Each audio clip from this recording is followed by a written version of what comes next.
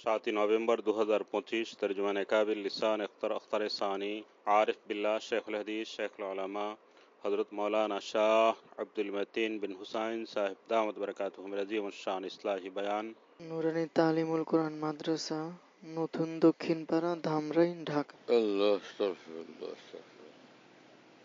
আর উলামা ইকরাম এদিক আগে এসে বসেন, সব পিছনে চলে গেছে।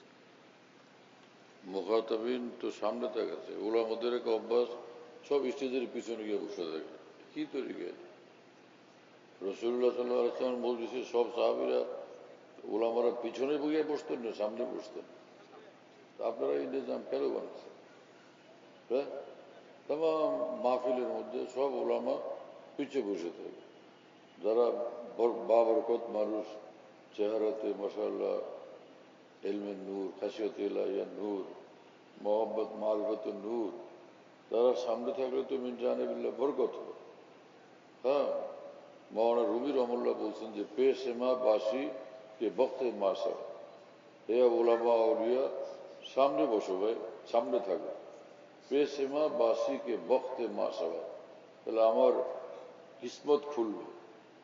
জানে মা বসলে তু সব জান সবাদ, এবং তোমাদের বরকতে আমার জানের মধ্যে শত জান আসবে, অর্থাৎ আল্লাহ পাকের রহমত এবং তৌফিক ইলাহি আসবে। মাওলানা রুমির ফতোয়া মানেন না আপনারা? এত বড় আলেম কি জন্য হয়েছেন যে মাওলানা রুমিকে মানেন না? হ্যাঁ, যারা আল্লাহওয়ালা মানুষ তারা তো মাওলানা জালালউদ্দিন রুমিকে মানে ভাই। এই ভাই তোমরা বসো, ঘুরো কেন? ওইখানে কি করবা? এখানে বসো, মাঠের মধ্যে এসে সব জলদি আসো, এখানে বসো। বাইরে বাইরে কি করো তোমরা? সব বসো এখানে, দিনই কথা শোনো। আলহামদুলিল্লাহ, আলহামদুলিল্লাহ ওয়াকাফা ওয়া সালামুন আলা ইবাদিহিল্লাযীনা ইসতাফা, আম্মা বা'দ। فأعوذ بالله من الشيطان الرجيم. بسم الله الرحمن الرحيم. إنا نحن نزلنا الذكر وإنا له لحافظون. صدق الله مولانا العظيم.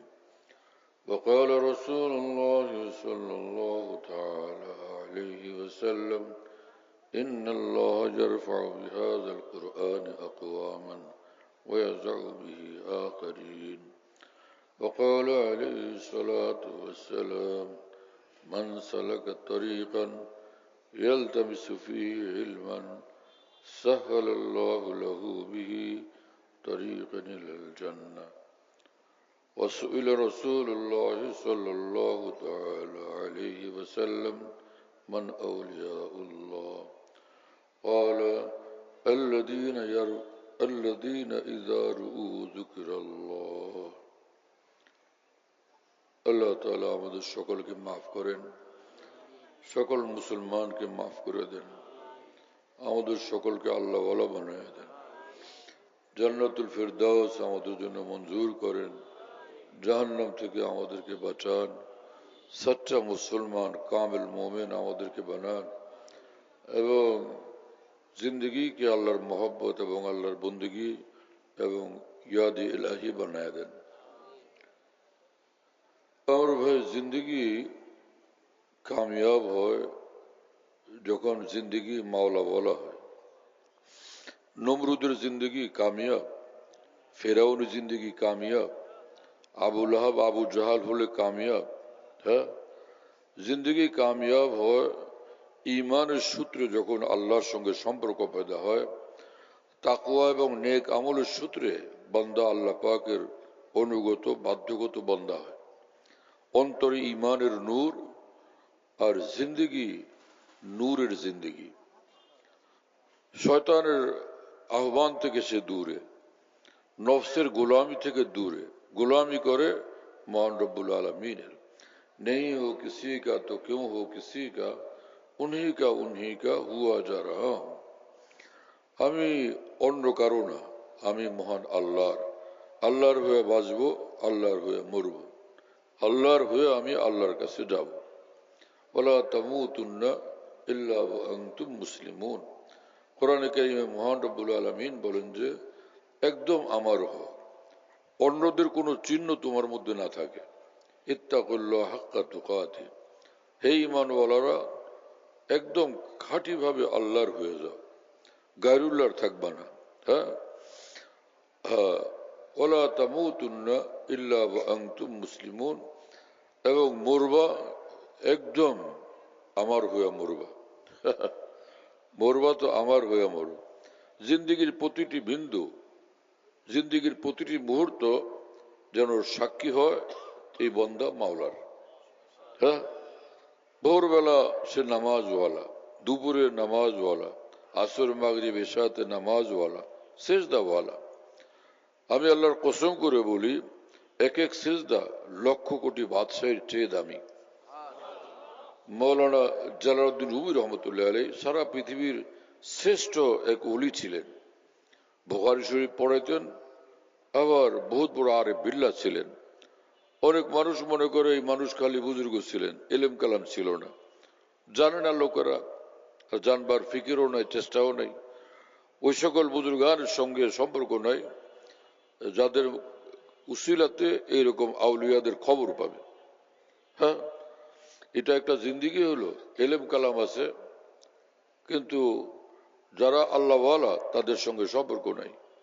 অথচ কোরআন শরীফ রব্বুল আলামিন বলছেন যে ইত্তাকুল্লাহ ওয়া কুনু মা'আস সাদিকিন, তুমি আল্লাহর ভয়ওয়ালা অন্তর এবং জিন্দিগি বানাও, আর এই উদ্দেশ্যে যারা সচ্চা বান্দা আল্লাহওয়ালা তাদের রাস্তা ধরো, তাদের পথে চলো।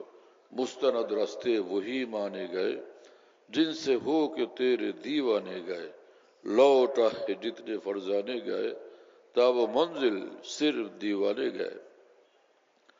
যে যারা এলেমের বড়াই করছে, বিদ্যা বুদ্ধির বড়াই, জ্ঞান গরিমার বড়াই, অর্থ সম্পত্তির বড়াই, এসব শেষ হয়ে গেছে, বরবাদ হয়ে গেছে। এলেমের বড়াই করলে সে বরবাদ। হ্যাঁ, আল্লাহর ওলিদের থেকে দূরে থাকলে তারাও ক্ষতিগ্রস্ত, অন্ধকারের মধ্যে ডুবে যায় এই সকল মানুষ। মুস্তানাদ রাস্তে वही माने गए जिनसे हो के तेरे दीवाने गए, গ্রহণযোগ্য রাস্তা, নির্ভরযোগ্য রাস্তা, বিশ্বস্ত রাস্তা আল্লাহকে পাওয়ার জন্য, আল্লাহ পর্যন্ত পৌঁছার জন্য আউলিয়া কেরামের রাস্তা। আউলিয়া মানে যারা আল্লাহ পাকের বন্ধু, আল্লাহর সঙ্গে গভীর নিবিড় সম্পর্কওয়ালা। তা আল্লাহর বন্ধুদের সঙ্গে চলবে না আল্লাহর দুশ্মনদের সঙ্গে? কাদের ইশারায় চলা উচিত, কাদের দিক নির্দেশনা মানা উচিত? ইবলিসের দিক নির্দেশনা না ইবলিস ওয়ালাদের দিক নির্দেশনা? যারে পাইছে ইবলিসে, যারে পাইছে মিস্টার শয়তানে, ওই শয়তান যারে পায়ে বসছে ওর সঙ্গে চললে কামিয়াব, নাকি আল্লাহ যে আল্লাহকে পায়ে গেছে তার সঙ্গে থাকলে কামিয়াব? এজন্য পাকিস্তানের এক বুজুর্গ ছিলেন ডাক্তার আব্দুল্লাহ সাহেব রহমতুল্লাহ আলাইহি, হাকিমুল উম্মত মৌলানা আশরাফ আলী থানভী রহমতুল্লাহর বিখ্যাত খলিফা। তিনি বলতেন যে উনসে মিলনে কি হ্যায় यही एक राह, मिलने वालों से राह पैदा कर। আল্লাহকে পাওয়ার একটাই পথ, যে পায়ে গেছে, যারা পায়ে গেছে আল্লাহকে, তোমরা তাদের সঙ্গে সম্পর্ক রাখো। হ্যাঁ, তাদেরকে ধরো, তাদের সঙ্গে উঠা বসা করো। মৌলানা জালালউদ্দিন রুমি রহমতুল্লাহ আলাইহি বলেন যে জুমলা আলম জি সবাব গুমরাহ শুদ, কম কাছে জবদাল হক আগা শুদ। সারাটা পৃথিবীতে যেখানে গুমরাহি, যেখানে মানুষ দিন থেকে বিচ্যুত, হ্যাঁ, আল্লাহ বিমুখ মানুষ, আল্লাহওয়ালা না, নষ্ট এবং ভ্রষ্ট, ক্ষতিগ্রস্ত, অন্ধকারে নিমজ্জিত, এরা ওই সকল মানুষ যারা আল্লাহওয়ালাদের থেকে দূরে থাকে। কম কাছে জবদাল হক আগাশুদ, জবদাল হক যে আবদাল হক, আল্লাহওয়ালাদের থেকে, আল্লাহওয়ালাদের সঙ্গে খবর রাখে, আল্লাহওয়ালাদের খবর রাখে, তাদের সঙ্গে সম্পর্ক রাখে, এরকম মানুষ কম, এরকম মুসলমানের সংখ্যা কম, এরকম আলেম ওলামার সংখ্যাও কম। এজন্য বহুত আলেম পাওয়া যায় বক্তৃতাকারী, হ্যাঁ, ওয়াজকারী, ভাষণ দেনেওয়ালা, কিন্তু আল্লাহওয়ালা আলেম পাওয়া মুশকিল। কথা বুঝতেছেন প্রিয় বন্ধুরা? আল্লাহওয়ালা আলেম, তার এলেমে নূর এবং বরকত, তার কথার মধ্যে তাসির, রু তার আল্লাহওয়ালা রু। হ্যাঁ, থাকে জমিনে, কিন্তু তার সম্পর্ক মহান আল্লাহর সঙ্গে। জমিনে বসবাস করে, কিন্তু সে মানুষ দেখে সে জমিনে, কিন্তু সে জমিনের বাসিন্দা না, সে নূরের দেশের বাসিন্দা। হ্যাঁ, ভারতে এক কবি ছিলেন আসগর গন্ডবী রহমতুল্লাহ আলী, তাহাজ্জুদ গুজার বুজুর্গ ছিলেন। তিনি বলতেন যে লোকেরা আমার সঙ্গে দেখা করতে আসে এবং মনে করে যে আমার সঙ্গে দেখা করে চলে গেছে। আসলে আমার সঙ্গে ওদের দেখাই হয়নি। সালাম দিল, আমাকে মুসাফা করলো, ওরা মনে করছে যে আমরা ওনার সঙ্গে মুসাফা করে আসছি, দেখা করে আসছি, অথচ আমার সঙ্গে ওদের কোনো দেখা হয়নি। असगर से मिले लेकिन असगर को नहीं देखा, सुनते हैं शेरों में वो कुछ कुछ नुमाया। তিনি আল্লাহর ওলিও ছিলেন, বড় মাপের কবিও ছিলেন, উর্দু ভাষার কবি। তিনি বলেন যে আমার সঙ্গে সাক্ষাৎ করলে আমার সঙ্গে সাক্ষাৎ হয় না, আমাকে দেখা যায় না। আমাকে দেখবে, আমাকে খুঁজবে আমার কবিতার মধ্যে, দেখবে যে সেখানে আল্লাহর মহব্বতের কথা পাওয়া যায়, আল্লাহ পাকের मोहब्बतेर खबर पावा जाए। तू कर बेखबर सारी खबरों से मुझको रहुए खबरदार तेरा। এক বুজুর্গ বলেন, আল্লাহ সব খবর থেকে আমাকে বেখবর বানান, এত খবরের আমার দরকার নাই। হ্যাঁ, শুধু আপনার খবরওয়ালা আমাকে বানান, আপনার খবরওয়ালা আমাকে বানান। হাজার ঘন্টার ওয়াজ, কিন্তু দেখেন এক উলি আল্লাহর কথার মধ্যে কি কথা, কি ব্যথা, কি মহব্বত এবং কি নূর, কি তাসির। জাদুর চেয়ে বেশি আসর এবং ক্রিয়া আল্লাহর ওলিদের, আল্লাহর প্রেমিকদের কথার মধ্যে। কি আশ্চর্য কথা। তু কর বেখবর সারি খবরোं से मुझको इलाही रहूं एक खबरदार तेरा। আল্লাহর সব খবর থেকে আমাকে বেখবর বানান, শুধু আপনার খবর রাখার আমাকে তৌফিক দেন। হ্যাঁ, কোরআনে কারিমে মহান রব্বুল আলামিন বলেন যে তোমরা আল্লাহকে পাইতে চাও, আমার খবর যারা রাখে তাদের কাছে যাও, তাদের নিকট আমার খবর পাওয়া যাবে। আর রহমানু ফাসআল বিহি খাবীরা। মুফাসসিরিন এই বিহি তরজমা দুই রকম লিখছেন। এক তরজমা হলো ফাসআল বিহি আই আনহু, মহান আল্লাহর সম্পর্কে জানতে চাও তো যারা খবর রাখে তাদের কাছে যাও। আর খবর রাখেন কারা? তাফসীরে মাজারিতে কাজী সানাউল্লাহ পানিপতি রহমতুল্লাহ আলাইহি এক আয়াতের ব্যাখ্যা প্রসঙ্গে বলেন, যে আয়াতে আল্লাহ পাক বলছেন যে ইন্নামা ইয়াখশাল্লাহ মিন ইবাদিহিল উলামা।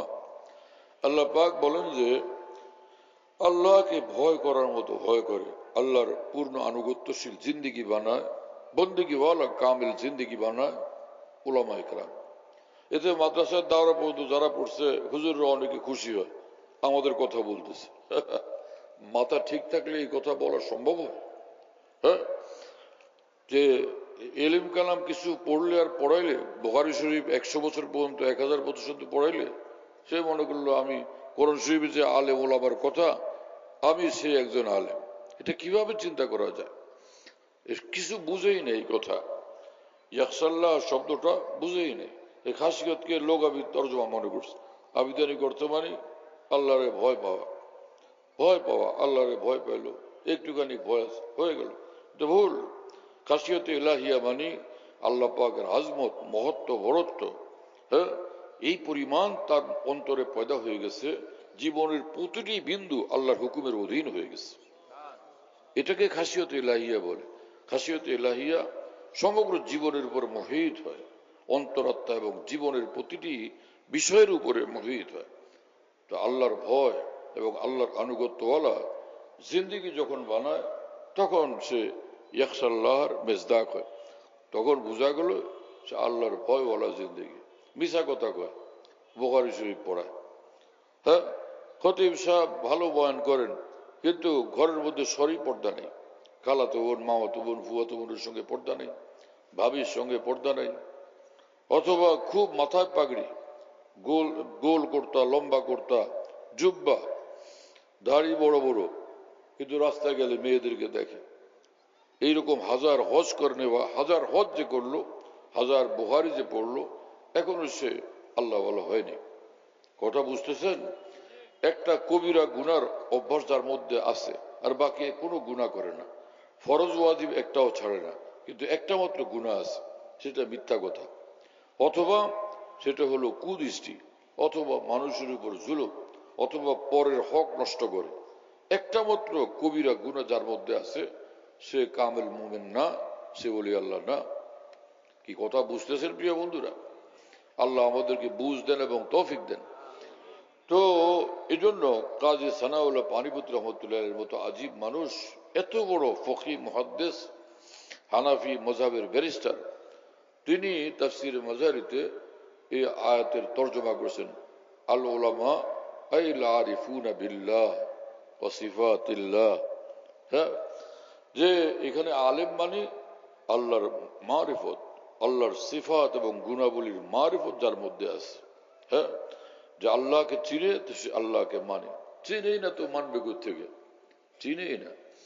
হযরত হাকিমুল উম্মত মাওলানা শাহ আশরাফ আলী থানভী রহমতুল্লাহ আলাইহি বলেন যে ইলমে দ্বীন তুমি শিখতেছ, কোরআন হাদিস পড়লা, শিখলা, এই সহি বুঝ তোমার মধ্যে আসবে।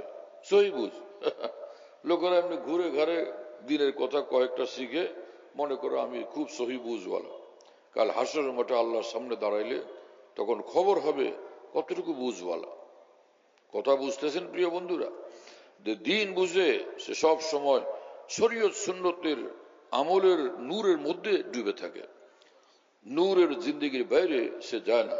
হ্যাঁ, তার সঙ্গে এক নূর থাকে, যে নূর নিয়ে ইয়ামশুনা বিহি ফিন নাস, তারা সে নূর নিয়ে ওয়াজআলনা লাহু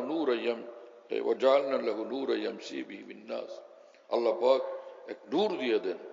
আর নূরান মানে নূরান আজিমান, এক আজিমুর শান নূর তাকে দিয়ে দেন। নূর নিয়ে এই পৃথিবীতে সে মানুষের মধ্যে বসবাস করে, যেখানেই যায় নূরের মধ্যে থাকে সে। হ্যাঁ, সেজদা করলো নূরওয়ালা, সেজদার থেকে মাথা তুললেও সে নূরওয়ালা, নামাজে থাকলেও নূরওয়ালা, বাজারে গেলেও সে নূরওয়ালা। একজন ডাক্তার, সে হসপিটালে গেলে ডাক্তার, বাসায় গেলে তখন কি ডাক্তার না? বাজারে গেলে তখন কি ডাক্তার না? যেখানে যায় সে ডাক্তার। একজন ব্যারিস্টার, সে ঘরে থাকলেও ব্যারিস্টার, আর হাটে ঘাটে মাঠে থাকলেও ব্যারিস্টার। এক ঈমানওয়ালা, এক আল্লাহওয়ালা, যেখানেই যান সঙ্গে তার আল্লাহ, সঙ্গে আল্লাহ পাকের মহব্বত, অন্তরে আল্লাহ পাকের নূর, আল্লাহকে খুশি করার জন্য বেচাইনি, ব্যাকুলতা।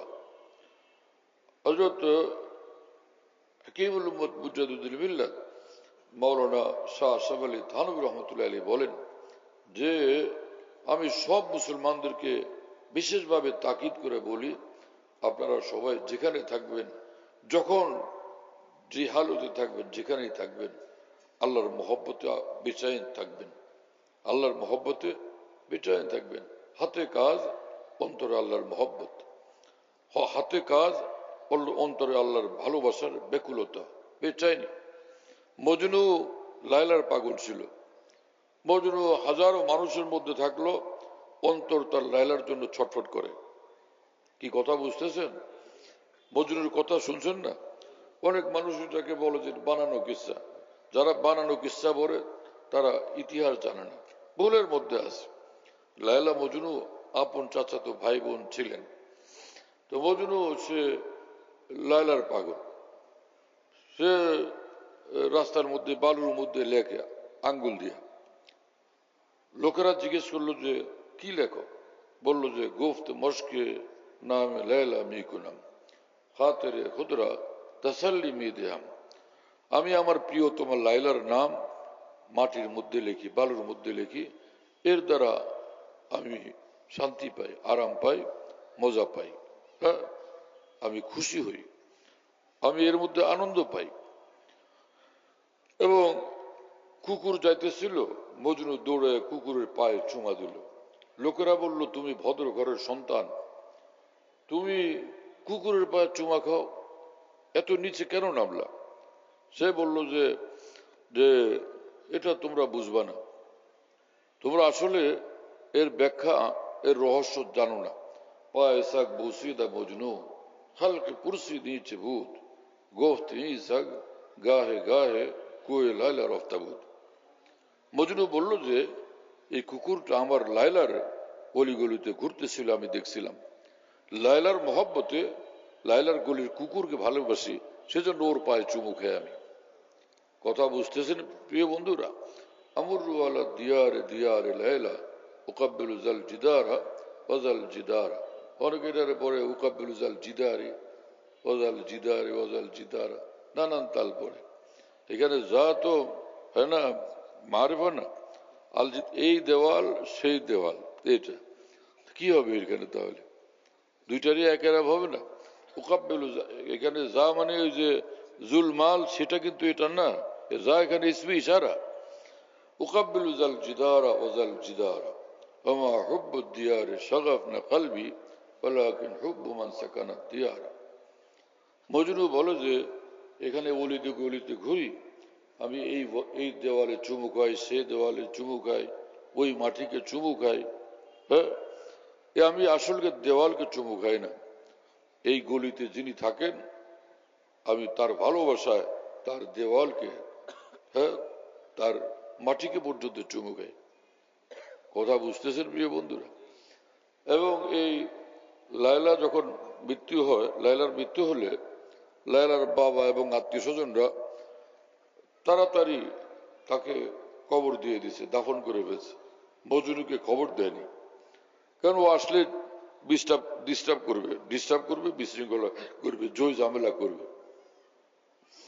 বড় কবরস্থান, অনেক এখানে কবর আছে, তো পরে যদি খবর পায় মজনু এসে কবর জানবে না, চিনবে না, তো সুবিধা হবে।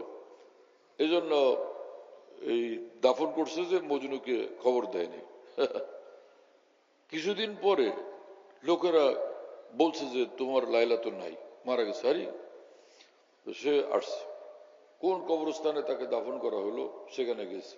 এতগুলো কবর, অনেকদিন হয়ে গেছে, তো বহু কবর, চিহ্ন তো দেওয়া নেই। এখন কি হবে? ও চিনবে কিভাবে? নিজের লায়লার কবর খুঁজে। তো এক এক কবরের পাশে গিয়া মাটি নিয়ে আর শোকে। হ্যাঁ, বলেন না এটা লায়লার কবর না। ভালোবাসা মানুষের অনুভূতিকে তীব্র বানায়, প্রখরতর বানায়, অনেক প্রখর বানায় দেয়। তো সেই বেচারা বিভিন্ন কবরের মাটি নিয়ে নিয়ে শুকতে থাকছে। যেই প্রকৃত পক্ষে যে লায়লার কবর, সে মাটি শুকে, সে বলে এই কবরে আমার লায়লা আছে। আজব ভাই, এখানে কেউ ছবি টবি তুলবা না, কিসের এটা টিপ টিপ করে? বন্ধ করো এগুলি। এখানে ছবি তুললে পিটান খাবে একদম। আমি যারা ছবি তুলে আমার মাহফিলে, ওদেরকে মাহফিলে কান ধরে উঠবস করে আমি। সর্বনিম্ন নেশাব হলো 10 বার, সবচেয়ে নিম্ন পরিমাণ হলো 10 বার, আর উপরেরটা হলো 20 বার, এর বেশি না। 10-20-এর মাঝখানে থাকতে হবে।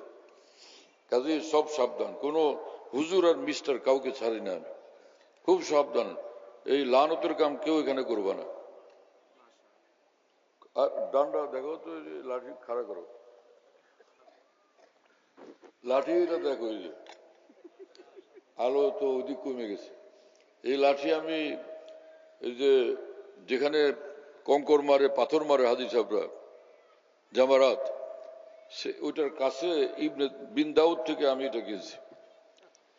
এবং এর পূর্বে বহু লাঠি আমার কাছে আসছে, চায়নার লাঠি, আরো কোন কোন দেশের লাঠি আসছিল।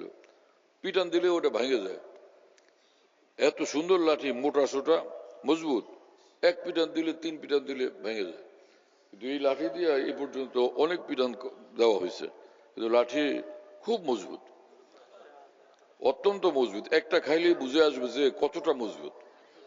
এজন্য কখন কি হয় না হয় বলা যায় না, এজন্য সাবধান থাকো। কথা বুঝো নাই? দারুল দেওবন্দের হযরত মাওলানা আরশাদ মাদানী দামাত বরকাতুহু, শেখুল ইসলাম মাওলানা হোসেন আহমদ মাদানী রহমাতুল্লাহর সাহেবজাদা, উনি বাংলাদেশে আসছেন গত বছর। একজন ওনার ছবি তুলতে নিলে ধামসে লাঠি দিয়ে এক পিটান দিচ্ছেন, ওর খবর উঠে দিয়েছে দৌড়। কি বুঝেন না? হ্যাঁ, তো কাজেই এই লাঠিও সাথে আছে, খবরদার কিন্তু। আর আপনার ডাইনে বাই সামনে খেয়াল রাখেন যে কেউ ছবি না তোলে। যদি ছবি তুলতে চেষ্টা করে ওর ওখানে থামান, আপনি থামাতে না পারলে আমারে খবর দেন, আমি দেখবো ইনশাআল্লাহ তাআলা। হ্যাঁ, চলো এটা স্বভাব আপাতত। তো মৌলানা জালাউদ্দিন রুমি রহমতুল্লাহ আলাই মজনু এই সকল ঘটনা বর্ণনা করেন মস্তবি শরীফে, এবং তিনি নসিহত করেন, উপদেশ দেন যে এসকে মাওলা কায়কা মাজলা বুয়াত গোয়ে গস্তান বাহারে উ আওলা বুয়াত। একটা মেয়ের প্রেমে পড়ে মজনু যদি এতটা দেওয়ানা হয়, হে মুসলমান, হে ইমানওয়ালা, আল্লাহর জন্য তোমার কতটা দেওয়ানা হওয়া উচিত। সে লাইলার কতটুকু রূপ সৌন্দর্য আছে, যৌবন যতক্ষণ আছে ততক্ষণ, যৌবন শেষ তো কিছুই নেই। ইনা এসকাস আঁক দর্দ মরদুম বুয়াত ই ফাসাদ আজ খুরদানে গন্ধুম বুয়াত। মাওলানা জালাউদ্দিন রুমি রহমতুল্লাহ বলেন, এই যে দেখো একজন আরেকজনের জন্য পাগল হয়ে যায় দুনিয়াতে, এগুলি আসলে ভালোবাসা না, এগুলো হলো ওই যে ডাল রুটি ভাত মাছ তরকারি খায়, ওই কারণে রক্তের উত্তাপ পয়দা হয়, শিহরণ পয়দা হয়, যে সেটার এগুলো রেজাল্ট। হ্যাঁ, এটা কোনো ভালোবাসা না। আসল ভালোবাসা তো এই যে মন আল্লাহকে ভালোবাসে, যিনি এই জীবন দানকারী, হৃদয় দানকারী এবং হৃদয়ের স্রষ্টা, সেই মহান আল্লাহকে হৃদয় দাও, এই হৃদয় দিয়ে তাকে ভালোবাসো, এটাকে ভালোবাসা বলে। কথা বুঝতেছেন প্রিয় বন্ধুরা? আহলে দিল আকাশকে হকরা দিল দেহাত উরাকে দিলরা মি দেহাত। হৃদয় দাতা যিনি, হৃদয় দিয়ে তাকে ভালোবাসলে হৃদয়ের হক আদায় হয়, তখন সেটা ভালোবাসা হয়। দুনিয়ার এই সকল নষ্টামের ভালোবাসা, এটা কোনো ভালোবাসা? স্বর্গ থেকে আসে প্রেম, স্বর্গে যায় চলে, এগুলো বোকামির কথাবার্তা, মূর্খতাপূর্ণ কথাবার্তা। ঢাকা ইউনিভার্সিটি থেকে পড়ুয়া এক কবি, খুলনাতে বাড়ি, তো উনি আমার খানকায় যাতায়াত করতেন।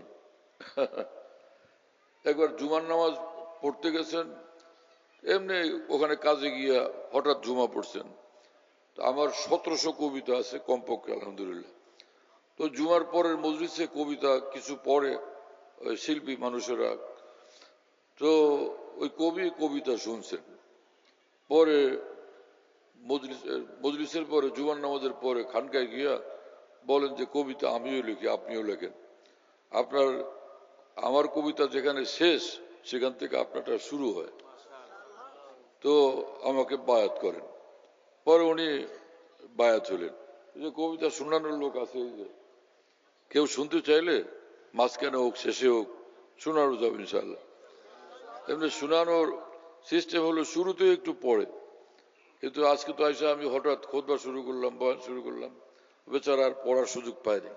আপনাদের শুনবার আগ্রহ থাকলে শেষ দিকে না হয় শুনাই দিল ইনশাল্লাহ। গ্রাহক থাকলে মাল পাওয়া যায়। হযরত হাকিমুল মত থানভী রহমতুল্লাহ আলাইহি বলেন যে হ্যাঁ, যে আমাকে আমার শেখ হাজী ইমদাদুল্লাহ মুহাজির মক্কি রহমতুল্লাহ আলাইহি খেলাফত দিলেন। তিনি থাকতেন মক্কা শরীফ, হাজী ইমদাদুল্লাহ সাহেব মুহাজির মক্কি রহমতুল্লাহ আলাইহি আমাকে খেলাফত দিয়া বললেন যে তুমি মজলিস করো, লোকদেরকে আল্লাহর মহব্বতের কথা শোনাও, এবং কেউ বায়াত হইতে চাইলে বায়াত হও। হযরত থানভী তখন একদম জোয়ান মানুষ, তো তিনি ভাবলেন যে আমার জমানাতে পৃথিবীর শ্রেষ্ঠ উলামা, ফুকাহা, মুহাদ্দিসিন, আউলিয়া মওজুদ, আমার মতো জোয়ানের কাছে, নওজোয়ানের কাছে কে আসবে? হযরত মাওলানা রশিদ আহমদ গঙ্গুই রহমতুল্লাহ মওজুদ, হুজরতুল ইসলাম মাওলানা কাসেম নানতুবি রহমতুল্লাহ মওজুদ, তারা একজনও ইমাম গাজ্জালি, ইমাম ফখরুদ্দিন রাজি থেকে কোনোভাবেই কম ছিলেন না। এত বড় আলিম, এত বড় বুজুর্গ, এত বড় আরেফ, তো তারা থাকতে আমার কাছে আসবে কে? কিন্তু আমি মনে মনে ভাবলাম কি, আল্লাহর উপর ভরসা রাখা চাই। যারা দোকানপাট করে, এক জায়গাতে স্বর্ণের দোকান 8-10টা, পাশে আরেকজনে খোলে দোকান, স্বর্ণের দোকান, জুয়েলার্স, হ্যাঁ, কাসেম জুয়েলার্স, তো খুলে দিল, তো সেখানে কি গ্রাহক আসে না? আসে কি না? এই মুদি দোকান 10-12টা, আরেকজনে মুদির দোকান পাশে একটা করলো, ওই লোকের দোকানে কি যায় না গ্রাহক? হযরত হাকিমুল মত থানভী বললেন যে दुकान खोलना हमारा काम है, ग्राहक भेजना अल्लाह ताला का काम है। দোকান খোলা আমার কাজ, গ্রাহক পাঠানো আল্লাহর কাজ। শুরু করি মজলিস, বাস আল্লাহর কথা শোনাবো। হযরত থানভী বলেন যে আমি মনে করছিলাম যে লোক তো পাবো না কাউকে, কিতাব একটা নিয়ে আমি পড়বো, আমি শুনবো, আর কোনো শ্রোতা মণ্ডলী থাকবে না। প্রথম দিন যখন বসলাম যে ভাই আমি কিছুদিনই কথা শোনাবো, বহু লোক বসে গেছে, বহু লোক বসে গেছে। পরে তো এত লোক বাড়ছে, সমগ্র পৃথিবী থেকে হাকিমুল উম্মত হযরত থানভীর নিকট আল্লাহর মহব্বত আর দ্বীন নেওয়ার জন্য লোকেরা আসতো সারা পৃথিবী থেকে। হাফিজ হুজুর রহমতুল্লাহ আলাইহি হযরত হাকিমুল উম্মত মাওলানা থানভী রহমাতুল্লাহ খলিফা, হ্যাঁ, মুফতি শফি সাহেব রহমতুল্লাহ আলাইহি, বড় বড় মানুষ সব পৃথিবীর হযরত থানভী রহমাতুল্লাহ খলিফা ছিলেন। যাই হোক, তো কি বলতেছিলাম ভাই, লায়লা মজনুর ঘটনা তো বলছিলাম, তার সঙ্গে আরেকটা কি শুরু করছিলাম, কি বলো না বলো।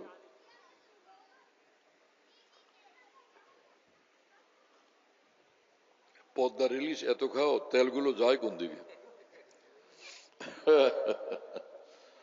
আল্লাহ তাআলা মাফ করেন। হ্যাঁ, আর ভাই মৌলানা জালালউদ্দিন রুমি রহমতুল্লাহ আলাইহি বলেন, ইশকে মাওলা কায় কামাজ লাইলা বুয়াত গোয়ে গস্তন বারে উ আওলা বুয়াত। তো ঢাকা ইউনিভার্সিটি থেকে পড়ুয়া, দারুণ মেধাবী এই লোক, কবি আরিফ, উনি বায়াত হলেন।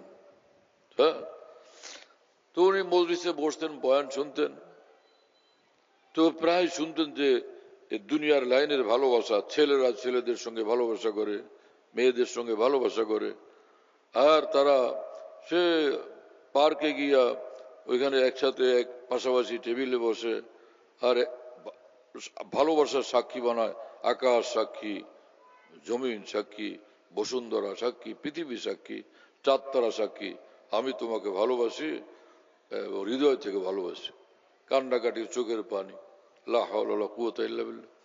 এবং কবিতা শোনায়, স্বর্গ হতে আসে প্রেম, স্বর্গে দেয় চলে। তা আমি বলছিলাম যে এগুলো সব হারাম প্রেম, হারাম ভালোবাসা, কালকে আমাদের জন্য শাস্তি ভোগ করতে হবে।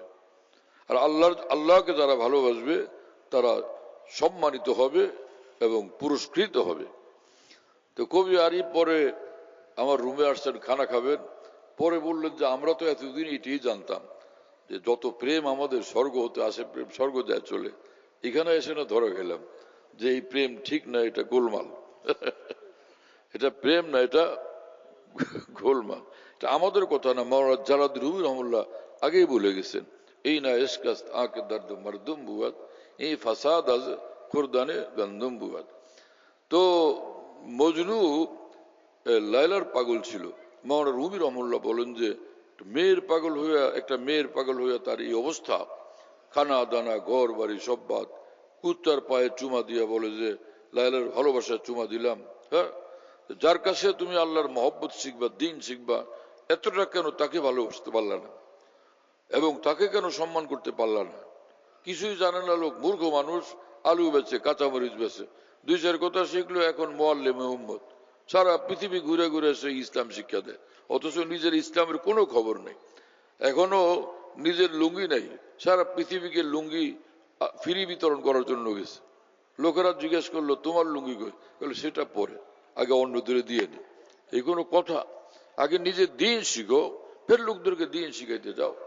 কোরআনে কারিমে মহান রব্বুল আলামিন বলেন যে, বুঝেন ভালো না এগুলো, বুখারী শরীফ পড়ায় খালি, কোরআন শরীফে নাই, আতামুরুনা আন-নাসা বিল বিররি ওয়া তানসাউনা আনফুসাকুম ওয়া আনতুম তাতলুনাল কিতাবা আফালা তাকিলুন। কোরআনে রব্বুল আলামিন বলেন তোমরা লোকদেরকে দ্বীনের কথা বলো, অথচ নিজের মধ্যে দ্বীন আনার ফিকির নেই, দ্বীনের ইলম, দ্বীনের সমঝ, দ্বীনের আমল, সেটার ফিকির কোথায় তোমার মধ্যে? অথচ আসমানি কিতাব পড়ো, শোনো, হ্যাঁ, আফালা তাকিলুন, তোমাদের কি বুঝ জ্ঞান কিছু নাই? এবং কোরআন শরীফ আল্লাহ তাআলা পরিষ্কার বলছেন যে লিমা তাকুলুনা মা লা তাফআলুন, লোকদেরকে তুমি আমলের কথা বলো, তোমার মধ্যে সে আমল কোথায়? কেন তুমি এরকম ভাবে বলো অথচ সেটার সেই মোতাবেক আমল তো তোমার মধ্যে নাই, সে জিন্দিগি তো তোমার মধ্যে নাই। লোকদেরকে বলো দিন বলা হোক, তোমার মধ্যে দিন কোথায়? তোমার মুখের মধ্যে সে সুন্নত মোতাবেক দাড়ি কোথায়? হ্যাঁ, তোমার ঘরের মধ্যে শরী পর্দা কোথায়? এবং তোমার নামাজ কোথায়, রোজা কোথায়? লোকদেরকে বলো দিন শিখো। তুমি কি সূরা ফাতিহা পড়ছো? সহি শুদ্ধ করতে পারছো? আত্তাহিয়াত সহি শুদ্ধ করতে পারছো? এটা তোমার উপর ফরজ না, ওয়াজিব না? তো সেগুলোর তোমার মধ্যে কোথায় গেল? লিমা তাকুলুনা মা লা তাফআলুন। কেন বলো লোকদেরকে ওই সকল আমলের কথা যে আমল তোমার মধ্যে নাই? কাবুরা মাকতান ইনদাল্লাহ আন তাকুলু মা লা তাফআলুন। আমলবিহীন অবস্থায় তুমি যখন দ্বীনের কথা বলো, লোকদেরকে সে আমলের দিকে ডাকো, সে দ্বীনের দিকে ডাকো, তো আল্লাহ পাক ভীষণ অসন্তুষ্ট হন। কোরআন শরীফের এই আয়াতে আল্লাহ পাক এই কথা বলছেন। এই জন্য বেআমল জিন্দিগি ওয়ালার প্রথম কাজ হলো নিজের মধ্যে দ্বীনের সহি বুঝ এবং সহি আমলে জিন্দিগি আনা, জিন্দিগি বানানো।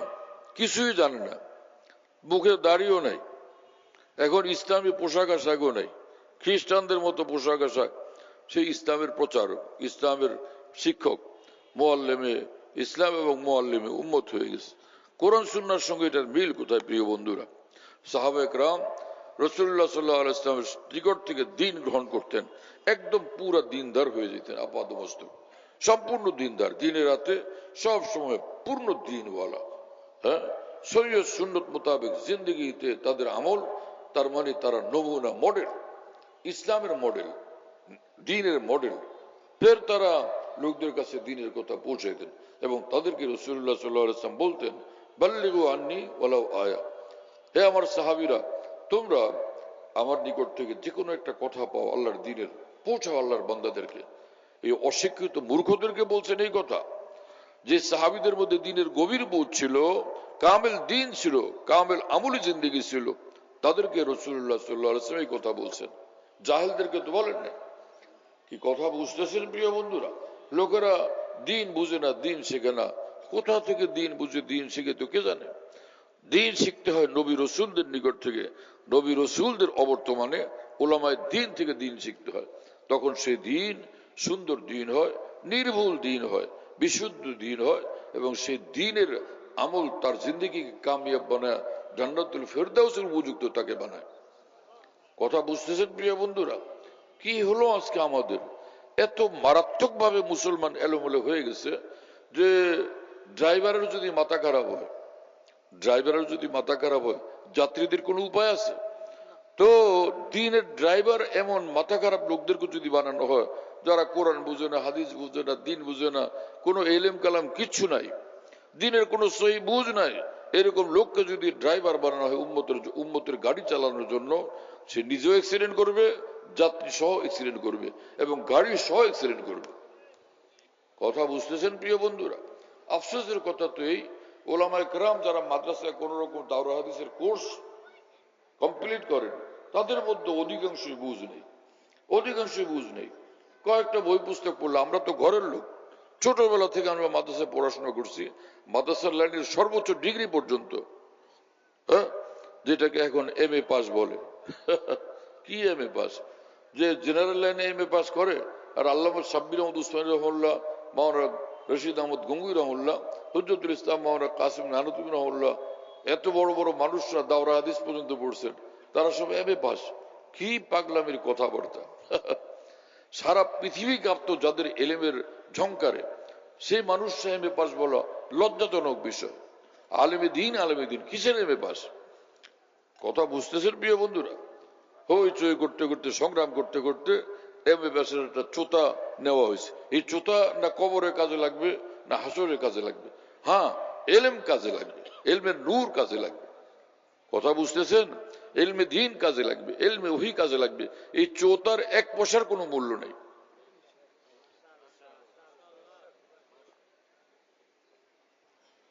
মহারা সে খাজা মহিউদ্দিন চিশতি রহমতুল্লাহ কি MA পাস ছিলেন? ইমাম গজালি রহমুল্লাহ MA পাস ছিলেন? ইমাম ফখরুদ্দিন রাজি রহমতুল্লাহ MA পাস ছিলেন? ইমাম শাহুল্লাহ দেহলভী রহমুল্লাহ বুখারী শরীফ পর্যন্ত পড়াশোনা করছেন, তিনি কি MA পাস ছিলেন? সমগ্র পৃথিবীর এম এ পাসকে একত্রিত করলে এক ইমাম শাহুল্লাহ দেহলভী যদি আরেক পাশে দাঁড়ান, কে ভারী হবে? সারা পৃথিবীর এম এ পাস না এক ইমাম শাহুল্লাহ দেহলভী ভারী হবেন? এক ইমাম গাজ্জালি ভারী হবেন কিনা? তো এটার এখন এই দুনিয়ার রেওয়াজ অনুযায়ী বানাইছে একটা M A pass, within bracket লেখে এম এ পাস। আল্লাহ রহম করে।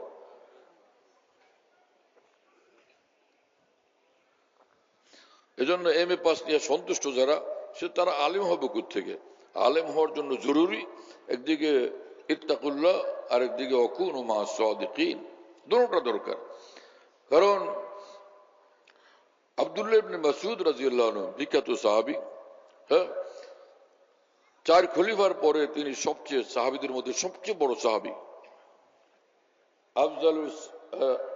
আফজালুস সাহাবা বাদাল খুলাফাইল আরবা, 4 খলিফার পরে সবচেয়ে বড় সাহাবী আব্দুল্লাহ ইবনে মাসউদ রাদিয়াল্লাহু তাআলা আনহু। তিনি বলেন, লাইসাল ইলমু আন কাসরাতির রিওয়ায়া ওয়ালাকিন্নাল ইলমা আন কাসরাতিল খাশিয়া। একদম অনেক অনেক ইসলাম সম্পর্কে জানলেই পণ্ডিত হয়ে গেলে আলেম, সঠিক নয় এই কথা। সে সঠিক কথা কি? ওয়ালাকিন্নাল ইলমা আন কাসরাতিল খাশিয়া, খুব আল্লাহর ভয় ওলা জিন্দেগি, আল্লাহর হুকুম মানার মতো কামিল জিন্দেগি তার মধ্যে পয়দা হয়েছে জাহিরি ইলমের সঙ্গে। এইবার সে আলেম, এখন তার এলেম দ্বীনি এলেম। আর ইমাম মালিক রহমতুল্লাহ আলাইহি বলতেন, এই যে আয়াত পড়লাম না, ইন্নামা ইয়াখশাল্লাহ মিন ইবাদিল উলামা, এই আয়াতে পাকের তাতে ইবনে কাসির রহমাতুল্লাহ ব্যাখ্যা প্রসঙ্গে এই দুটো রিওয়ায়াত উল্লেখ করেছেন। ইমাম মালিক রহমতুল্লাহ আলাইহি বলতেন, লাইসাল ইলমু বিকাসরাতির রিওয়ায়া ইন্নামা হুয়া নূরুন ইয়াজআলুহু আল্লাহু ফিল কলব। যে এলেম মানে অনেক পণ্ডিত খুব জানে, হাদিস নম্বর এত হাজার, এত কিতাবের নাম এত, হাদিসের এত হাজার, এত নম্বর, এইসব কণ্ঠস্থ এবং মুখস্থ করা, ছোটস্থ করার দ্বারা কেউ আলেম হয় না। লোকেরা এটাকে ইসলামের স্কলার নাম দিছে। ইমাম গাজ্জালি ইসলামের স্কলার বললে আমরা তো শর্মিন্দা হব, লজ্জিত হব, কারো তুমি ইসলামের স্কলার বলতেছ? একটু বক্তৃতা ভালো করলে, একটু কয়েক হাদিসের রেফারেন্স নম্বর সহ দিতে পারলে স্কলার। এই স্কলারের কি ফায়দা? আলেমের দ্বীন কিনা সে, নায়েব রসুল কিনা সে, এটা না দেখার বিষয়। ইন্নামা হুয়া নূরুন ইয়াজআলুহু আল্লাহু ফিল কলব। কোরআন সুন্নাহর এলেম, আসমানি এলেম, এর সঙ্গে সঙ্গে যে তার মধ্যে যদি আমলি জিন্দেগি পয়দা হয়, আল্লাহর হুকুম মানার জিন্দেগি পয়দা হয়, তো অন্তরে তার একটা নূর পয়দা হয়। এই নূর যখন ভিতরে আসে, তখন এই এলম আসছে তার মধ্যে, এটা বোঝা গেল। অন্তরে সে নূর আসতে হবে। হ্যাঁ, আল্লাহ তাআলা আমাদেরকে বুঝ দেন। ইমাম ওয়াকি ইবনুল জাররাহ রহমতুল্লাহ আলাইহি অনেক বড় আলেম এবং মুহাদ্দিস, বহুত বড় মুহাদ্দিস, ইমামুল হাদিস। তিনি বলছিলেন ইমাম শাফি রহমাতুল্লাহকে যে, মিয়া, এলেম অর্জন হবে তার জন্য জরুরি হলো যে গুনাহ থেকে বাঁচা, সব গুনাহ থেকে দূরে থাকতে হবে, তখন তোমার মধ্যে এলম আসবে, এলমের নূর আসবে। আর যদি পাপিষ্ঠ জিন্দেগি হয়, হ্যাঁ, গুনাহে কবিরা ওয়ালা জিন্দেগি হয়, এলম তোমার মধ্যে আসবে না। এমনি পড়ে লেখা এম এ পাস বা পণ্ডিত জি হইলা, সেটা হইতে পারে, এলমে দিন তোমার মধ্যে আসবে না। তো মাওলানা জালালউদ্দিন রুমি রহমতুল্লাহ আলাইহি এই ঘটনা বর্ণনা করলেন যে, মজনু লায়লার কবরে গিয়া মাটি শুয়ে বুঝে ফেলছে। আশ্চর্য কথা না? অনেক বিস্ময়কর কথা। ওই ঘটনা বর্ণনা করে মাওলানা রুমি রহমতুল্লাহ আলাইহি মুসলমানদেরকে নসিহত করতেছেন, উপদেশ দিতেছেন যে কোন আল্লাহর ওলিকে তালাশ করো, যার জিন্দেগি থেকে আল্লাহর খুশবু আসে, আল্লাহর মহব্বতের খুশবু আসে, আল্লাহর নূরের খুশবু আসে। এইরকম কোন আল্লাহ ওয়ালাকে, আল্লাহর ওলিকে তালাশ করো আল্লাহকে পাওয়ার জন্য, নিজেকে সচ্চা মুসলমান, কামেল মুসলমান, আল্লাহ ওয়ালা বানানোর জন্য। মাওলানা রুমির ভাষায় কে হামচু মজনু বো কুনাম হর খাকরা, হামচু মজনু বো কুনাম হর খাকরা তাবিয়াবাম বোয়ে মাওলা বেখাতা। যে আমি মজনু যেরকম কবরের মাটি শুকতে শুকতে লায়লার সন্ধান পেয়ে গেল, কোন আল্লাহ ওয়ালার জীবন শুকতে শুকতে আমি আল্লাহকে পেয়ে যাব, আল্লাহ পাকের সন্ধান পেয়ে যাব। হ্যাঁ, সুবহানাল্লাহ তাআলা বিহামদি। কোথায় কি মুআমালা? ইসলাম তো কি জিন্দেগি, ইসলাম তো কি দৌলত। মুসলমান আমরা মনে করি যে খালি কয় রাকাত নামাজ পড়লাম, রমজানের রোজা রাখলাম, হ্যাঁ। আর একদল লোক সে দাড়িও কাটা, ছোট ছোট করা অথবা মুন্ডানো। দাড়ি বা পুরুষ লোকের দাড়ি মুন্ডানো হারাম, চাইরো মজাবে হারাম এবং গুনাহে কবিরা। কথা বুঝতেছেন প্রিয় বন্ধুরা? হানাফি, শাফি, মালিকি, হাম্বলি চার মজাবের লোকই তো পৃথিবীতে ব্যাপকভাবে মুসলমান। আর মজাব মানে না এরকম লোকের সংখ্যা তো একদম অল্প স্বল্প, এরা সংখ্যালঘিষ্ঠ, অল্প কয়েকজন মানুষ। কথা বুঝেন না? হ্যাঁ, তো চাইরো মজাব হানাফি, শাফি, মালিকি, হাম্বলির সমস্ত আইম্মা, উলামা, মুহাদ্দিসিন, ফুকাহা এ ব্যাপারে সম্পূর্ণরূপে একমত কোরআন হাদিসের আলোকে যে দাড়ি রাখা ওয়াজিব, এবং দাড়ি এক মুষ্টির কম পরিমাণ থাকতে এক মুষ্টির কাইটা এক মুষ্টির কম বানায় ফেলা গুনাহি কবিরা, কাটা যাবে না। আর দাড়ি যদি ছোট ছোট হয়, কাটা কাটা খোসা খোসা হয়, 1 ইঞ্চি 1.5 ইঞ্চি, এটা কোনো দাড়ি? এটা হলো এমনি কোন দলের সদস্য হওয়ার দাড়ি, যে একটু দাড়ি একটু রাখো, চাই 1/2 ইঞ্চি হোক, তাহলে তুমি যে স্তরে আছো এর থেকে উপরের স্তরের সদস্য হইতে পারবা। এই সদস্য হওয়ার এটা মাপকাঠি, কিন্তু আল্লাহর নিকট কাল কিয়ামতের মাঠে নাজাত পাওয়ার মাপকাঠি এই দাড়ি না। কথা বুঝতেছেন প্রিয় বন্ধুরা? 1 মুঠ হওয়া জরুরি। নিজের হাতের ডান দিক থেকে 1 মুঠ, তার বাইরে থেকে কাটেন। বাম দিক থেকে 1 মুঠ, তার বাইরের থেকে 1 মুষ্টির বাইরে থেকে আপনি কাটবেন। থুতনির নিচে ধরে তো 1 মুষ্টির বাইরে থেকে আপনি কাটবেন, এর ভিতর থেকে কাটা যাবে না। বিখ্যাত সাহাবী আব্দুল্লাহ ইবনে ওমর রাদিয়াল্লাহু তাআলা আনহু এরকম করতেন, 1 মুষ্টির নিজের হাত দিয়ে ধরে 1 মুষ্টির বাইরে থেকে কাটতেন। নাপিতের হাত না, নিজের হাত। এটা নাপিত বেচারা ও পোলাওয়ান মানুষ, ওর 14 বছর বয়স, তোর হাত দিয়ে তুই 1 মুষ্টি ধর, পরে কাট। আরে তো ওর তো হাত তো ছোট্ট, ওর তো কাটলে হবে? হ্যাঁ, নিজের হাতের 1 মুষ্টির বাইরে থেকে কাটা যাবে। কথা বুঝতেছেন প্রিয় বন্ধুরা? এই আব্দুল্লাহ ইবনে ওমর রাদিয়াল্লাহু তাআলা আনহুর যে আমলি হাদিস, সেটাকে বর্ণনা করে ফুকাহায়ে উম্মত লিখছেন 1 মুষ্টির বাইরে থেকে কাটা যাবে।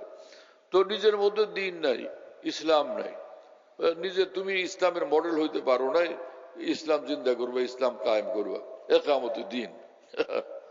একামতে দ্বীন। মৌলভী সাহেবরাও যারা নাকি কোরআন সুন্নাহর সহি জ্ঞান নাই, ইলম নাই, এরাও একামতে দ্বীন শিখছে আজকাল, যে রাষ্ট্রে ইসলামী হুকুমত কায়েম করা, এটার নাম একামতে দ্বীন। এগুলো তো কোরআন সুন্নাহ সম্পর্কে বিলকুল অজ্ঞ এবং বেখবর লোকেরা বলে। একামতে দ্বীন তো কোরআন শরীফে আল্লাহ পাক যেটা বলছেন যে আল আকিমুদ্দিন, হ্যাঁ, শারা লাকুম মিনাদ দ্বীন মা ওয়াসা বিহি নূহান। তারপরে কি আপনি হাফেজ? আরে ভাই, কোন হাফেজ সাহেব কাছে এসে পড়ো, পিছনে গুনগুন করতেছে, এখানে আসো।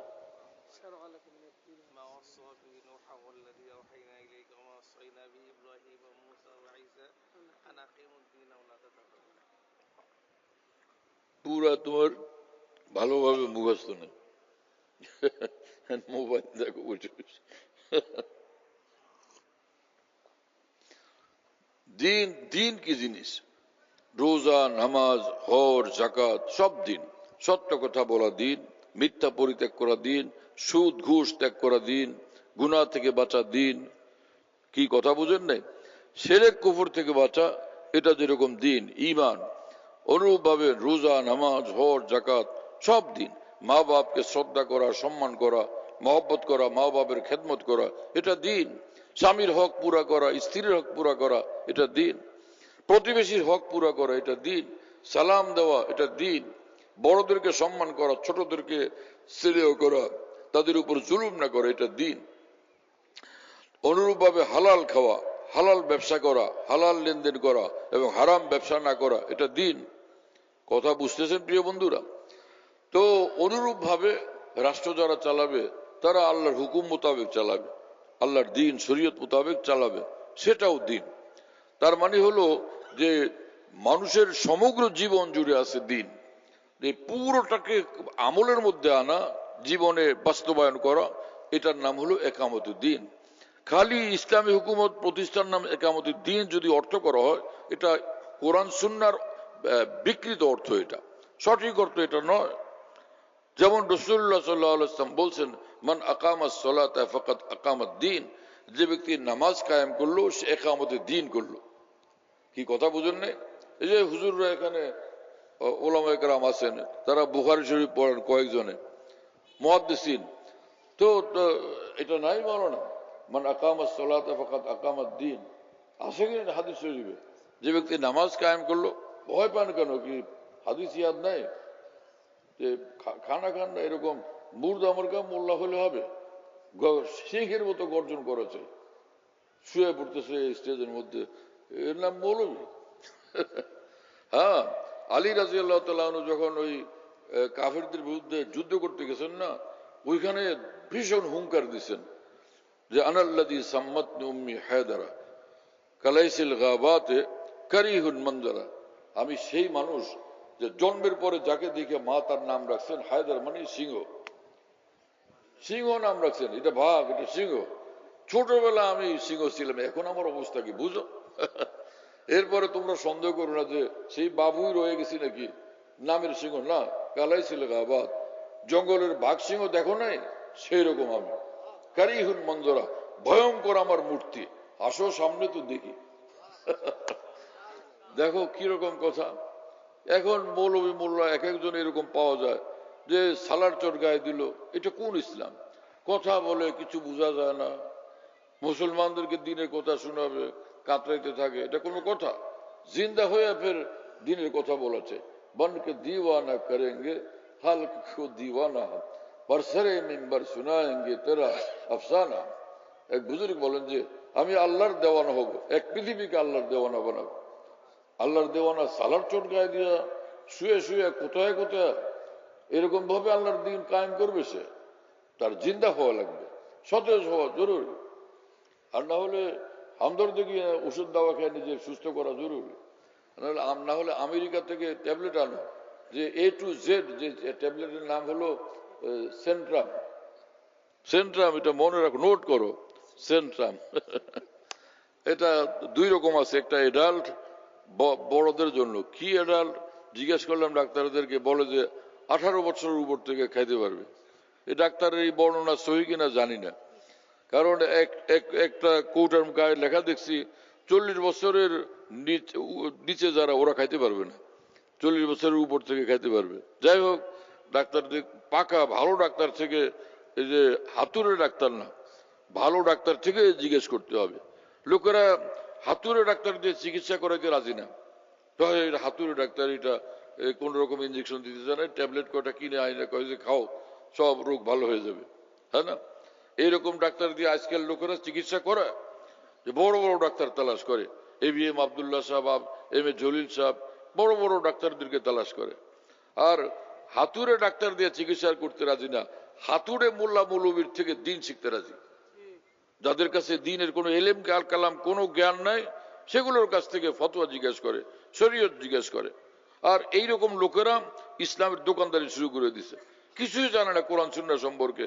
এক ইসলামী পণ্ডিতের কিছু বই পুস্তক লিটারেচার পড়ে শুনে, আর সে খুব বড় ইসলাম সম্পর্কে বড় বিজ্ঞ এবং ইসলামের ডক্টর হয়ে গেছে।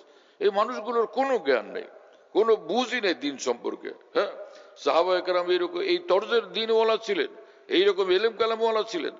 বিখ্যাত সাহাবী আব্দুল্লাহ ইবনে মাসউদ রাদিয়াল্লাহু তাআলা আনহু বলেন, মান কানা মিনকুম মুস্তান্নান ফালিয়াস্তান্না বিমান কদ মাত ফাইনাল হাইয়া লা তু'মানু আলাইহিল ফিতনা উলাইকা আসহাবু মুহাম্মদ সাল্লাল্লাহু আলাইহি ওয়াসাল্লাম।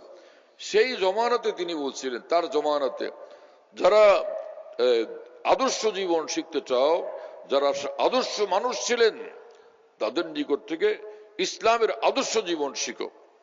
আব্দুল্লাহ ইবনে মাসউদ রাদিয়াল্লাহু আনহুর মতো বিখ্যাত ফকিহ সাহাবী কথা বলেন। সব সাহাবী ফকিহ ছিলেন না, পুরা মদিনার মধ্যে 20-25 জন সাহাবী ছিলেন যারা ছিলেন ফকিহ, অর্থাৎ যারা কোরআন সুন্নাহ থেকে শরীয়তের আহকাম বিধানসমূহ বের করে নিয়ে এসে মানুষদেরকে পেশ করার জন্য সক্ষম ছিলেন। এরকম সাহাবী 20-25 জনের মতো ছিলেন সমগ্র মদিনা জুড়ে রাসূলুল্লাহ সাল্লাল্লাহু আলাইহি ওয়াসাল্লামের ওফাতের পরে। কথা বুঝতেছেন প্রিয় বন্ধুরা?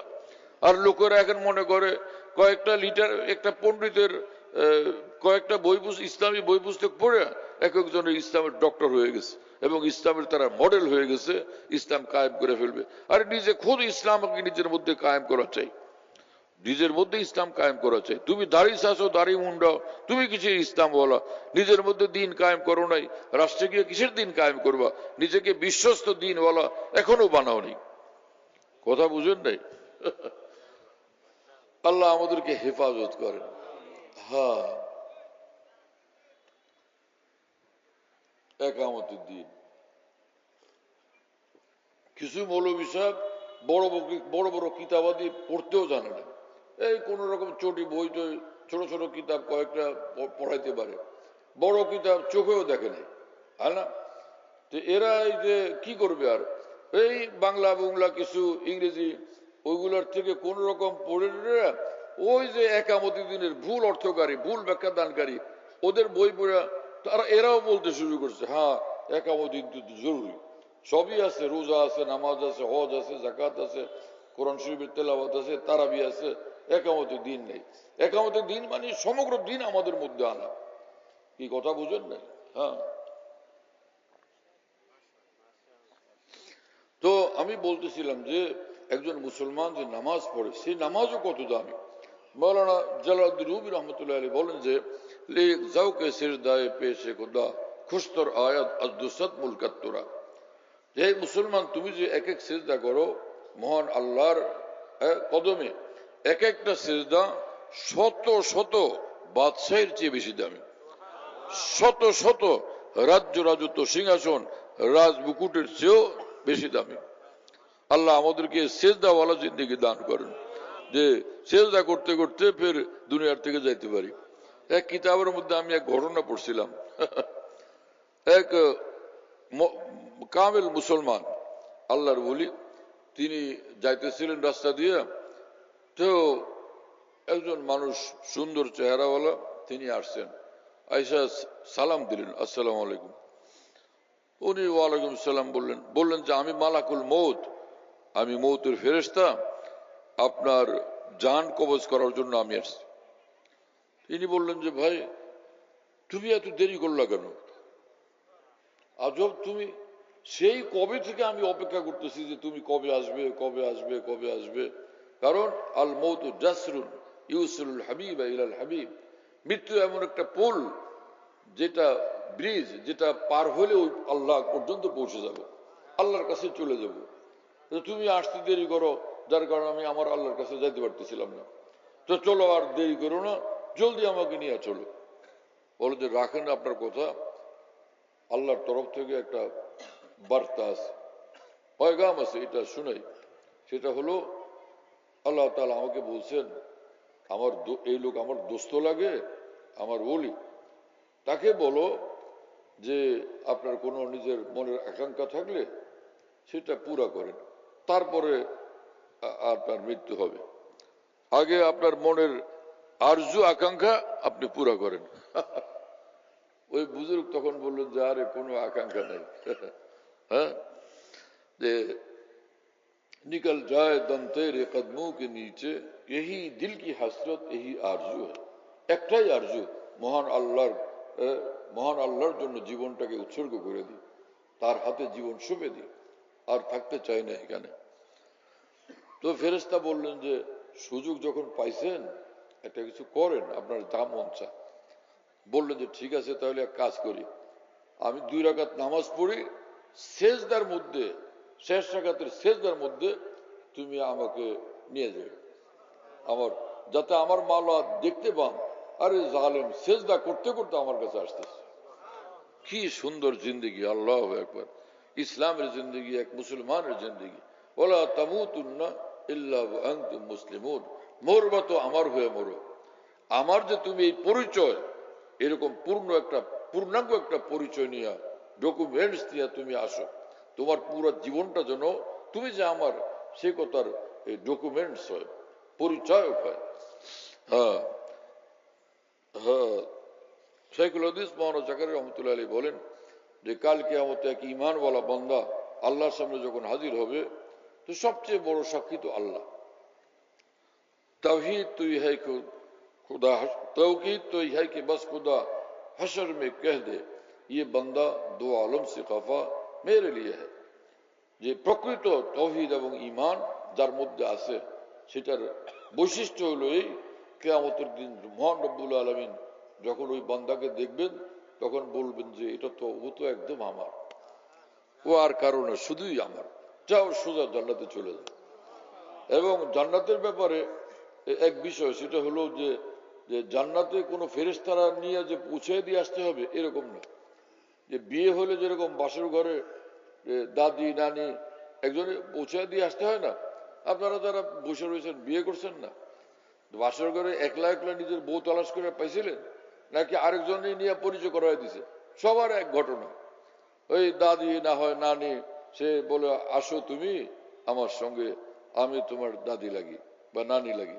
এই পরে গিয়া ওই যে কামরার মধ্যে নিয়ে তখন বলো যে এই যে তোমার বউ, যাও তা ওখানে বসো কথাবার্তা বলো। একজন লাগে মাঝখানে। কিন্তু জান্নাতে যাওয়ার জন্য কোন এরকম রাহবর পথ প্রদর্শক কিচ্ছু লাগবে না, বরং যখন আল্লাহ পাক বললেন যাও তুমি তোমার জান্নাতে, এই লোক সোজা নিজের জান্নাতে চলে যাবে, সোজা নিজের জান্নাতে চলে যাবে। আরে গরু ছাগলের মধ্যেও তো একটা ভালো বুঝ থাকে। আমরা ছোটবেলা গাঁও গ্রামে আমাদের নিজেদের গরু ছিল গোয়ালে, তো সেই বিলের মধ্যে গরু ঘাস খাইতো বিকালবেলা। তো সন্ধ্যাবেলা আমরা গিয়া আমি আমার চাচাতো ভাই আমরা গরু ছেড়ে দিতাম, যে রশি খুলে দিলে ও নিজে রওনা হয়ে যেত।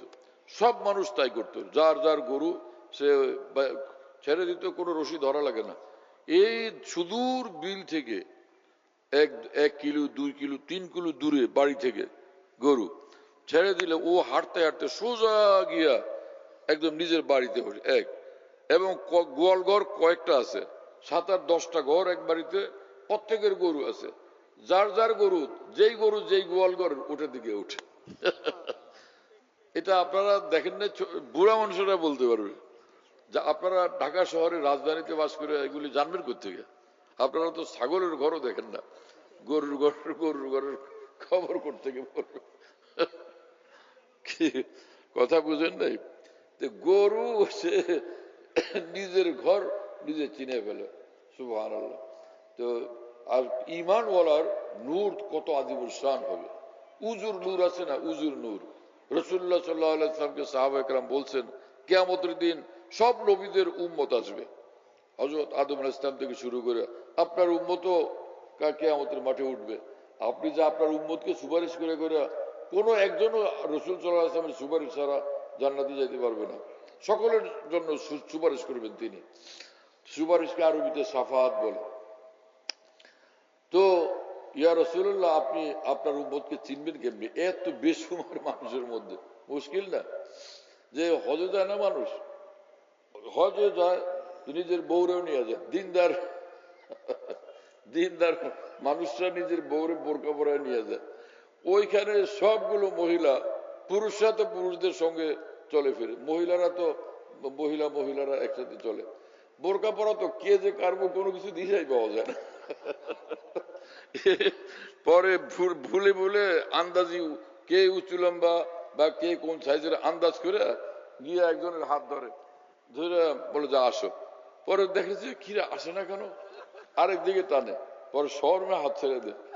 তো নিজের বউ একদিক থেকে ছুটে এসে বলে কোথায় হাত দিয়েছেন আপনি? বড়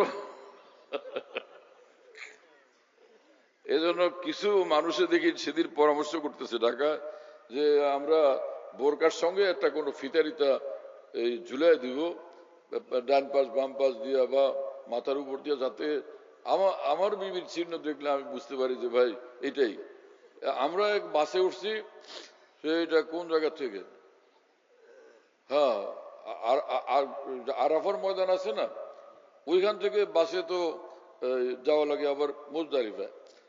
তো বাসে উঠলাম, তো একজনে গিয়ে আরামসে এক বোরকাওয়ালির কাছে বসে গেছে। হ্যাঁ ওই বেচারি নড়ে না চড়ে না, জিম দিয়ে বসে আছে একদম। পরে যে লোক বসছে কতক্ষণ এটা ওইটা দেয়, এইটা দেয় ওই যে জুস গরমের মধ্যে ঠান্ডা জুস নেও, এই যে জমজমের বোতল দিছে এটা নেও, ওই বেচারি নেয়ও না, ধরেও না, ছোঁয় না, চুপ করে বসে আছে। কতক্ষণ পরে সন্দেহ লাগছে ঘটনা কি। পরে শেষে দেখে যে আরে তো অ্যাক্সিডেন্ট হয়ে গেছে। পরে আস্তে উঠা আরেক জায়গায় গেছে, আর সব মানুষ আসে যে হুজুরে মার খেয়েছে, ধরা খাইছে, অনেক প্রেশার।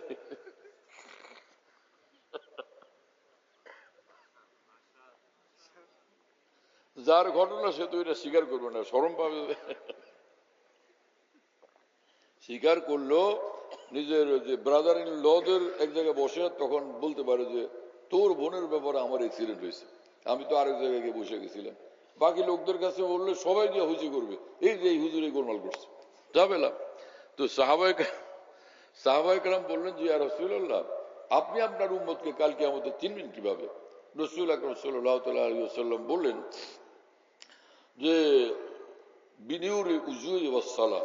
এক হাদিস শরীফে শুধু উজুর কথা আছে, যে আমার উম্মত যে উজু করে, উজু কিন্তু অন্যান্য উম্মতের মধ্যেও ছিল, কিন্তু রাসূল পাক সাল্লাল্লাহু আলাইহি ওয়াসাল্লাম বলেন আমার উম্মতের উজুর বৈশিষ্ট্য হলো যে অঙ্গগুলোতে উজুর পানি লাগে, চাই পুরা ভিজায় ফেলে অথবা মশা করার শুরুতে একটু একটু লাগে, এই যে সকল অঙ্গ প্রত্যঙ্গে আমার উম্মতের উজু করতে হয়, এই সবগুলো অঙ্গ কাল কিয়ামতে নূরে ঝলমল করতে থাকবে।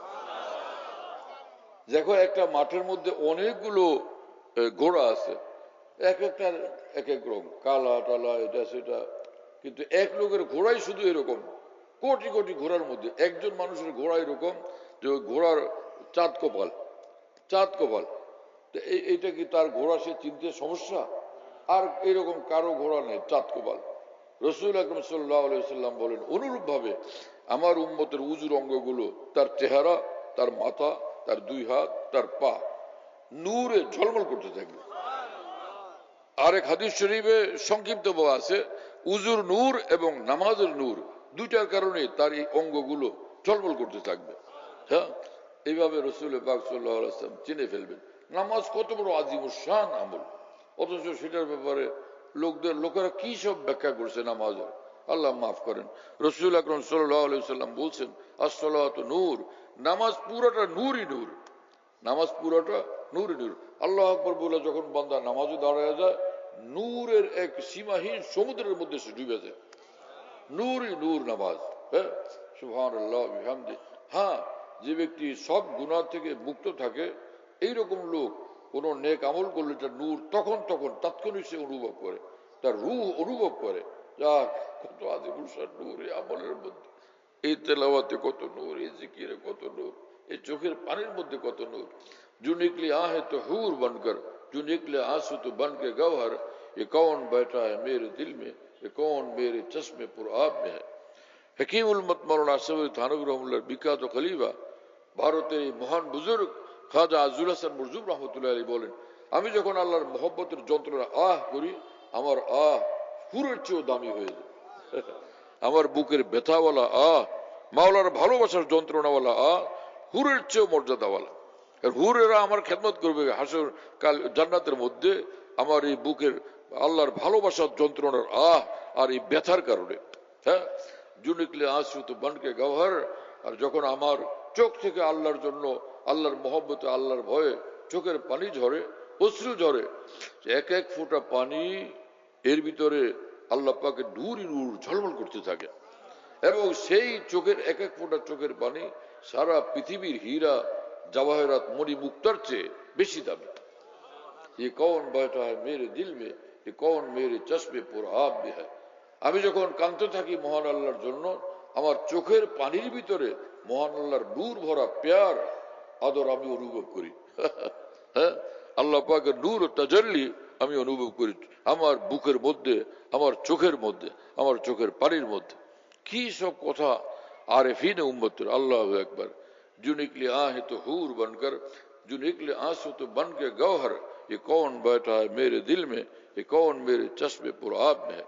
মাওলানা জালালউদ্দিন রুমি রহমতুল্লাহ আলাইহি বলেন কোন গুনাহগার বান্দাও যদি আল্লাহর মহব্বতে, আল্লাহর ভয়ে কাঁদতে শুরু করে, তো আল্লাহ পাকের আরশ কাঁপতে শুরু করে তার চোখের পানি দেখলে। अर्श लर्जत अज अलीरुल मुजदिबी हम चुना लर्जत के मादर बरबलत दस्ते शाह गीरत बबाला बिकसत। মা যেরকম বাচ্চার কান্না দেখলে টান দিয়া বুকে তুলে নেয়, গুনাহগার বান্দাকে কাঁদতে দেখলে মহান আল্লাহর রহমত তাকে টান দিয়া কোলে তুলে নেয়।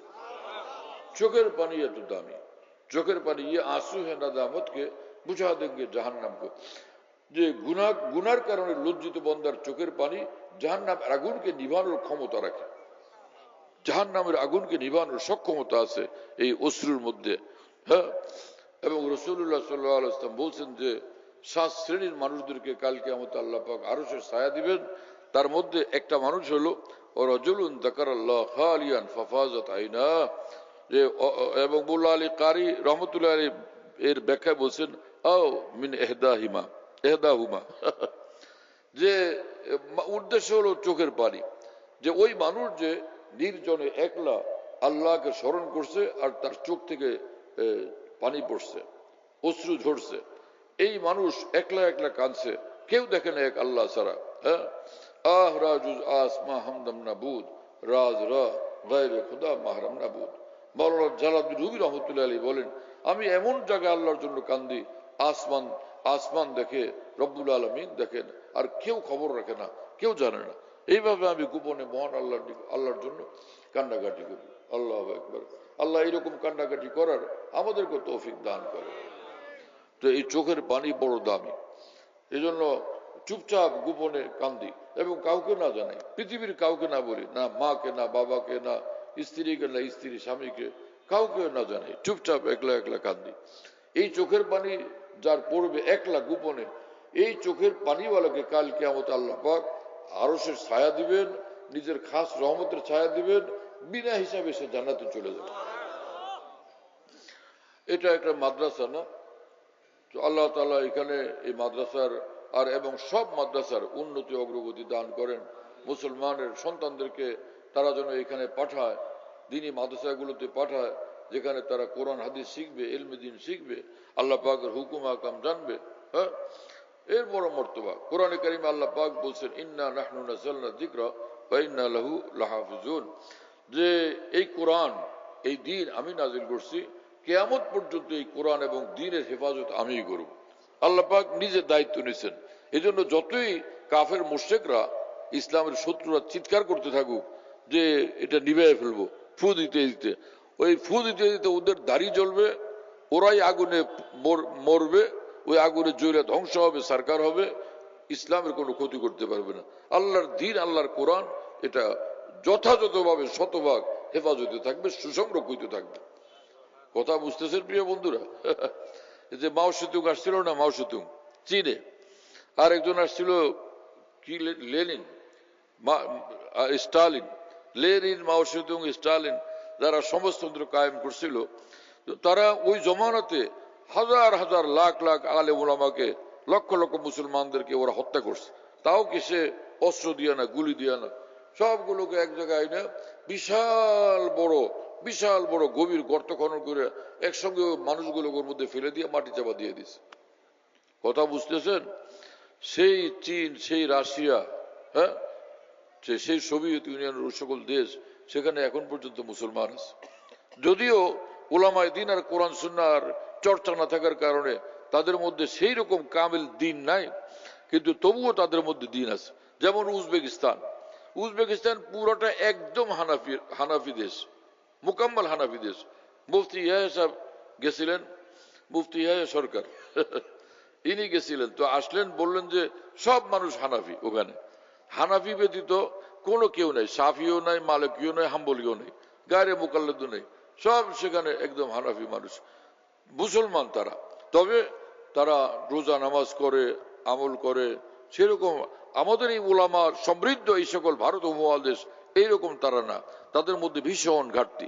যেমন তিনি বললেন যে হঠাৎ ঘোষণা হলো আজকে বহুত বড় এক ওলি আল্লাহ আসবেন, বহুত বড় ওলি আল্লাহ আসবেন, তিনি মহব্বত, মারিফত, তাসলুক ও তাসাউফ এই লাইনের এই এলাকায় বড় বুজুর্গ, তিনি আজকে এখানে কথা বলবেন। স্টেজ সাজানো হয়েছে, তো মানুষ ভিড় করছে সেখানে, তো মুফতি ইয়াহিয়া সাহেব সেখানে ছিলেন। পরে যখন নাকি ওই বুজুর্গ আসলেন, শুনতেছেন আপনারা? ওই বুজুর্গ যিনি আমাদের দেশের হাফিজ হুজুরের মতো, যে সুলুক তাসাউফের লাইনে, আল্লাহর মহব্বত মারিফতের লাইনে বড় মানুষ, এইরকম ওই লোক ওখানে প্রসিদ্ধ এবং উচ্চ সম্মানিত। তো তিনি আসছেন, সব মানুষ একদম অস্থির হয়ে ওইদিকে তাকাইছে। কি ব্যাপার? যে আমাদের কাঙ্ক্ষিত মেহমান, মহান অতিথি শুভাগমন করেছেন। স্টেজে তাকে নিয়ে আসলো। মুফতি সাহেব বলেন যে দেখলাম কি প্যান্ট শার্ট পরা, দাড়ি পুরা চাচা, আর গলায় একটা টাই ঝুলানো। কিন্তু তিনি যে কথা বললেন, ইসলামের কথা বলছেন, কোরআন হাদিসের কথা বলছেন। আমরা আল্লাহকে ভালোবাসবো, আমরা গুনাহ করব না, কোরআন তেলাওয়াত করব, জিকির করব, মুরাকাবা ইত্যাদি, কিভাবে জিকির আজকার করবো এগুলো শিখেছে।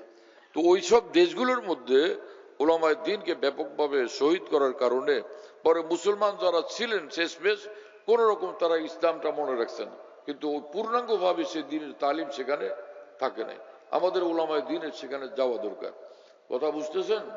যেন ভারত উপমহাদেশে, হ্যাঁ, ভারতে, বাংলাদেশে, পাকিস্তানে, বর্মাতে, এই সকল অঞ্চলে যে এত দ্বীনী প্রতিষ্ঠান, দ্বীনী মাদ্রাসা এবং উলামায়ে দ্বীন, এদের এই উলামায়ে দ্বীন আর দ্বীনী মাদ্রাসাগুলোর বরকতে আলহামদুলিল্লাহ এখানে ব্যাপকভাবে দ্বীন খুব কায়েম আছে। এবং দ্বীনকে যিনি সাধারণ মুসলমানও বুঝে, দ্বীনওয়ালা কাকে বলে সাধারণ মুসলমানও বুঝে, এই উলামায়ে দ্বীনের বরকতে, দ্বীনী প্রতিষ্ঠানগুলোর বরকতে, এবং আমাদের এই অঞ্চলের আউলিয়া কামিলিনের বরকতে। এজন্য হাকিমুল উম্মত মাওলানা আশরাফ আলী থানভী রহমতুল্লাহ আলাইহি বলতেন যে একটা সেনাবাহিনীর এক একটা ক্যান্টনমেন্ট, এক একটা সেনা ছাউনি দেশ রক্ষা করে, আর এক একটা দ্বীনী মাদ্রাসা আল্লাহ পাকের দ্বীন রক্ষা করে। এটা আল্লাহ পাকের দ্বীন রক্ষার সেনা ছাউনি, ক্যান্টনমেন্ট, দ্বীন রক্ষার দুর্গ। এই জন্য দ্বীনী প্রতিষ্ঠানগুলোর সঙ্গে জুড়ে থাকা চাই। রাসূলুল্লাহ সাল্লাল্লাহু আলাইহি ওয়াসাল্লাম বলছেন যে এই কোরআনকে যারা ধরে, কোরআন মোতাবেক চলে, কোরআন মোতাবেক আমল করে, কোরআন পড়ায়, আল্লাহ পাক তাদেরকে উচ্চ মর্যাদাওয়ালা বানান। আর কোরআন যারা ত্যাগ করে আল্লাহ পাক তাকে চরমভাবে লাঞ্ছিত করেন, তাদেরকে চরমভাবে লাঞ্ছিত করেন।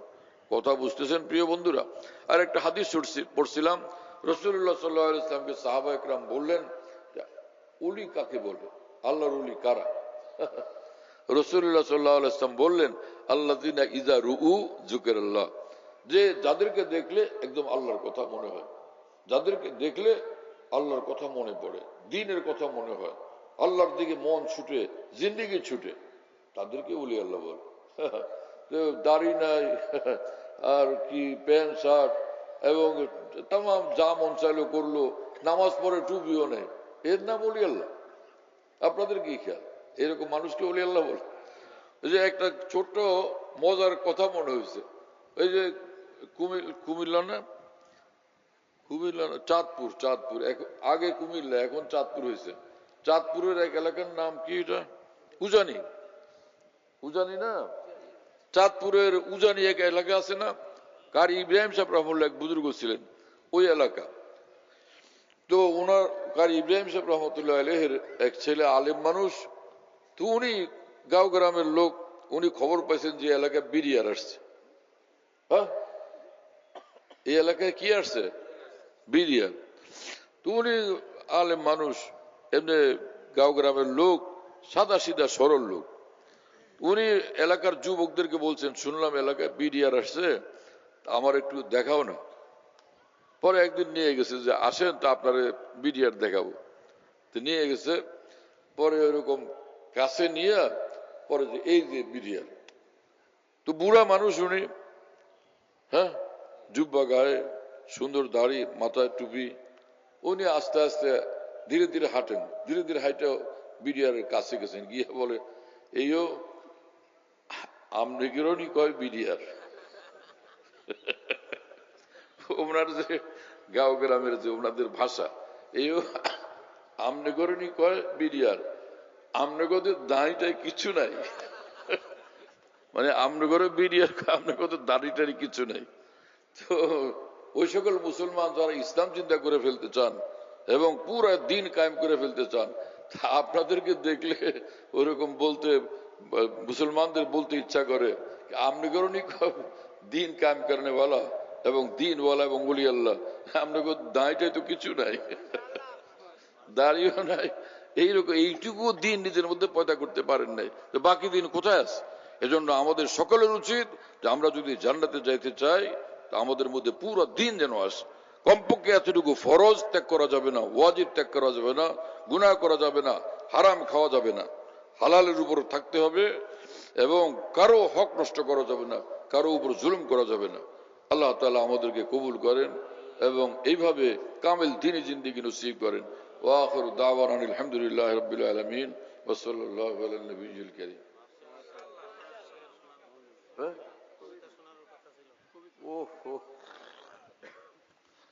এত রাত্রে সে সব মানুষ যে আমাদের গাঁও গ্রামে বলতো উদয় গেছে। গাঁও গ্রামের ভাষা কিন্তু মজা, উদয় গেছে। এইটারে বাংলাতে বুঝাই দেওয়া এত সহজ না, কিন্তু এটা সঠিক বাংলায় কি বলা যাবে? নিস্তেজ হয়ে গেছে। মানুষগুলো নিস্তেজ হয়ে গেলে কি উদয়ে যাওয়ার মজা পাওয়া যায়? গাঁও গ্রামের কথার মজাই আলাদা। সিলেটের ভাষা, ময়মনসিংহের ভাষা, নোয়াখালীর ভাষা, চিটাগাঙ্গের ভাষা, আঞ্চলিক যে ভাষা সেটার যে মজা। লক্ষ্মীপুরে আমি যাইতাম, প্রতি বছরই যাই, অনেক দোস্তাবাব আছে ওইদিকে, দিনই জলসায় যাই। ওইখানে এক মেয়র সাহেব ছিলেন লক্ষ্মীপুর শহরে। তো ওই যে এই বাতি লাগায় না মাহফিলে, এই যে জলে নিবে জলে নিবে জলে নিবে মরিচা বাতি, তো এইটা তো ঠিক না। এটি হিন্দুরা দেওয়ালি পূজা করে না, ওই টাইপের হওয়ার কারণে হিন্দুদের ওই ওই বাতির সঙ্গে মিলে কারণে এটা নিষেধ, এটা করতে নাই, তাসাব্বুর মশলা এটা। তো ওই মেয়র সাহেব উনি আমি গেলে আমার সঙ্গে দেখা করতেন, আমার মজলিস গুলো মাহফিল গুলোতে থাকতেন, কোথাও আর যাইতেন না, কারো মজলিসে যেতেন আলেমদের ওখানে।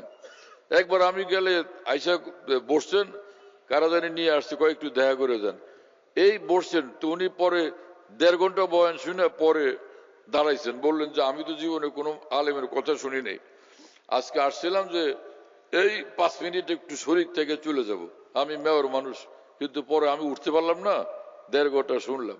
তো এরপর থেকে উনি আমার মজলিস গুলোতে মাহফিল গুলোতে থাকতেন।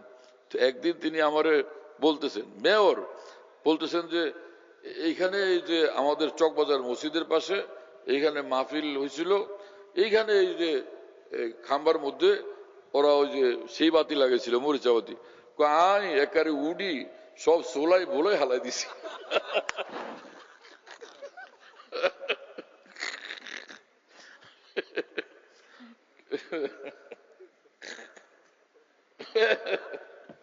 আরেকবার গেছিলাম ফেনী, তো যেখানে যে ফেনী চৌমুহনী কেন্দ্রীয় বড় মসজিদে আমাদের এসলাই জলসা, আমরা তো নতুন গেছি, চিনি না। তো মিরপুরের শেখুল হাদিস মাওলানা হাবিবুর রহমান সাহেব ছিলেন, মাওলানা তৈয়ব সাহেব, মুফতি ফয়জুল্লাহ, আরো কারা কারা ছিল। পরে আমি নিজে ওই গ্লাস খুলে পরে দেখলাম যে এক লোক যুবক, তারে জিজ্ঞেস করলাম যে ভাই আমরা চৌমুহনী কেন্দ্রীয় মসজিদে যাব, কোন দিক যাবো? এমনিতে নেমে যাই, ইয়ান দিয়ে হান্দা দিয়েন। আরে বাপরে বাপ, সাথীরা হাসতে হাসতে হাসতে হাসতে একটার গায়ে পড়েছে। গাঁও গ্রামের ভাষা আজীব ধরনের।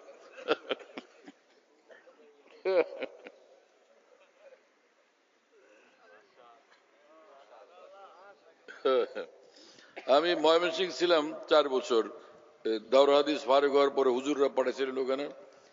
তো ছাত্রদের অভিভাবকরা আসতো, ওর সঙ্গে ছোট ছোট বাচ্চা টাচ্চা দেখি। আমি বললাম কি? হুজুর আল্লাহর মাল, আল্লাহর মাল। আমি বললাম আপনার কি লাগে? হুজুর আল্লাহর মাল। হ্যাঁ বুঝলাম, তুমি আপনার কি লাগে? হুজুর আল্লাহর মাল। ওরা কিন্তু সন্তানের দিকে আল্লাহর মাল বলে, আজীব ধরনের, বড়ই মজা লাগে। ময়মনসিংহ ভাষা আমি কিছু অল্প অল্প শিখছিলাম, পরে এখন যাওয়া ওখানে সেদিকে সেরকম আস্তে আস্তে ভুলে যেতেছি। যাত্রাবাড়ি মোহতাম সাহেব আছেন না, হযরত মাওলানা মাহমুদুল হাসান সাহেব, উনি নিজের গাঁও গ্রামের ময়মনসিংহ ভাষা এখনো ছাড়তে পারেন না, ওয়াজের মধ্যে সেগুলি বলেন। মানুষের এরকম নিচের দিকে চায়া থাকে যে এদিকে খেয়াল করে শুনবে না, ধ্যান দিয়া মনোযোগ দিয়া চায়া থাকবে, তো মানুষের নিচের দিকে চায়া থাকে এরকম করে।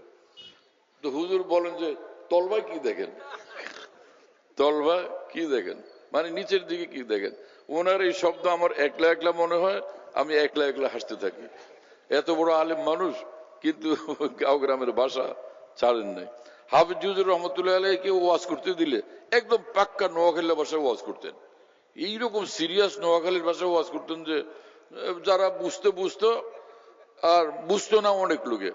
পরে নোয়াখালীর এক বুজুর্গ মাওলানা মমিনুল্লাহ সাহেব হাফিজ জুজুরের বয়ানের পর তিনি দাঁড়াইতেন, দাঁড়ায় আবার এটাকে বাংলায় বুঝিয়ে দিতেন।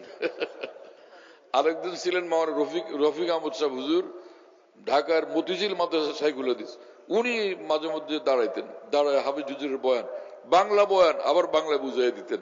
কারণ হুজুরের বাংলা তো একদম অরিজিনাল সিরিয়াস নোয়াখালীর ভাষা। আল্লাহ তাআলা মাফ করেন। এখন এত রাত্রে সব উদয় গেছে, এর মধ্যে কবিতা কি পড়বে না থাকবে? ভাই তোমরা জোয়ান মানুষ, তোমরা বলতেছো, ওইসব মানুষরা তো বলে না। থাক দেখি, জোয়ানেরা রাজি আছে, বুড়া মানুষেরা উদয় গেছে। আচ্ছা শোনাও ভাই, অল্প একটু শোনাও, তারপরে দোয়া হয়ে যাবে ইনশাআল্লাহ। চলো চলো জলদি করো, শোনাও ভাই শোনাও। যে কজন আছে তারা তো মহব্বতের সাথে থাকছে। হ্যাঁ চালু করো ভাই। রাসূল করিম সাল্লাল্লাহু আলাইহি ওয়াসাল্লামের মহব্বতে লেখা আমার প্রাণপ্রিয় শাইখ মুর্শিদ হযরতুল্লাহ বারাকাতুহুর লেখা কবিতা। আমি ভালোবাসি প্যারা নবীকে, আমি ভালোবাসি প্যারা রাসূলকে সাল্লাল্লাহু আলাইহি ওয়াসাল্লাম। আমি ভালোবাসি প্যারা নবীকে, আমি ভালোবাসি প্যারা রাসূলকে, আমি ভালোবাসি প্যারা রাসূলকে। ভালোবাসি তাহার সুন্দর সুরত সিরতকে, ভালোবাসি পুষ্প সেরা ফুলের জীবনকে। ভালোবাসি তাহার সুন্দর সুরত সিরতকে, ভালোবাসি পুষ্প সেরা ফুলের জীবনকে। ভালো লাগে তাহার ডাগর ডাগর দুটি চোখ, ভালো লাগে সর্বদা তার আল্লাহমুখী রোখ। ভালো লাগে তাহার ডাগর ডাগর দুটি চোখ, ভালো লাগে সর্বদা তার আল্লাহমুখী রোখ। ভালো লাগে চন্দ্র সেরা তাহার সুন্দর মুখ, ভালো লাগে পেয়ার ভরা সুপ্রশস্ত বুক। ভালো লাগে চন্দ্র সেরা তাহার সুন্দর মুখ, ভালো লাগে পেয়ার ভরা সুপ্রশস্ত বুক। ভালো লাগে নূর জোয়ারে ডুবে থাকা নাক, ভালো লাগে নূর জোয়ারে ডুবে থাকা নাক। ভালো লাগে ওষ্ঠদয়ে অফুরান মৌচাক, ভালো লাগে ওষ্ঠদয়ে অফুরান মৌচাক। ভালো লাগে মুচকি হাসির তারা অনির্বাণ, সব হিয়াকে দিল যাহা মাওলা প্রেমী প্রাণ। ভালো লাগে মুচকি হাসির তারা অনির্বাণ, সব হিয়াকে দিল যাহা মাওলা প্রেমী প্রাণ। ভালো লাগে সুগন্ধময় তাহার ওই শরীর, গোলাপ সেরা ঘ্রাণে তুমি প্রভুরি আবির। ভালো লাগে সুগন্ধময় তাহার ওই শরীর, গোলাপ সেরা ঘ্রাণে তুমি প্রভুরি আবির। ভালো লাগে মহত্তময় উন্নত তার শির, নত হয় যার সামনে সকল সিংহ সকল বীর।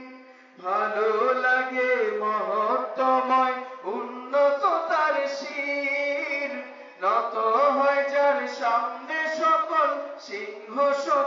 বীর, পাঁচ যুগলের মহিমা তো বর্ণনা মুশকিল, পাঁচ যুগলের মহিমা তো বর্ণনা মুশকিল, সঠিক তাহা বলতে পারবেন হয়তো জিবরাইল, সঠিক তাহা বলতে পারবেন হয়তো জিবরাইল। সিংহাসনের চেয়ে বেশি দাপট ওই পায়ের, পদদয়ের পাদুকাও মুকুট বাদশাদের, সিংহাসনের চেয়ে বেশি দাপট ওই পায়ের, পদদয়ের পাদুকাও মুকুট বাদশাদের, মাংসল দুটি হস্ত এবং হাতের তালুদয়, মাংসল দুটি হস্ত এবং হাতের তালুদয়, রেশম হতে বেশি নরম তুলতুলে নিশ্চয়, রেশম হতে বেশি নরম তুলতুলে নিশ্চয়।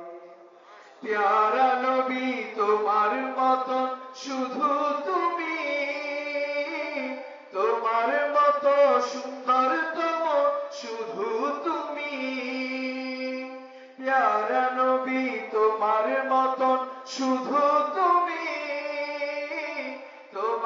তোমার মতো সুন্দরতম শুধু তুমি, প্যারা রসুল তোমার মতো আর কেহই নাই, প্যারা রসুল তোমার মতো আর কেহই নাই, কবে দেখবো তোমায় আমরা অপেক্ষায় কাটাই, কবে দেখবো তোমায় আমরা অপেক্ষায় কাটাই। উৎসর্গ হোক তোমার তরে আমারে জীবন, মন মনন ধন কানন প্রাণ শিহরণ, উৎসর্গ হোক তোমার তরে আমারে জীবন, মন মনন ধন কানন প্রাণ শিহরণ, উৎসর্গ হোক তোমার তরে আমারে জীবন, মন মনন ধন কানন প্রাণ শিহরণ, মন মনন ধন কানন প্রাণ শিহরণ। আমি ভালোবাসি প্যারা নবীকে, আমি ভালোবাসি প্যারা রসুলকে, আমি ভালোবাসি প্যারা নবীকে, আমি ভালোবাসি প্যারা রসুলকে, আমি ভালোবাসি প্যারা রসুলকে, আমি ভালোবাসি প্যারা রসুলকে।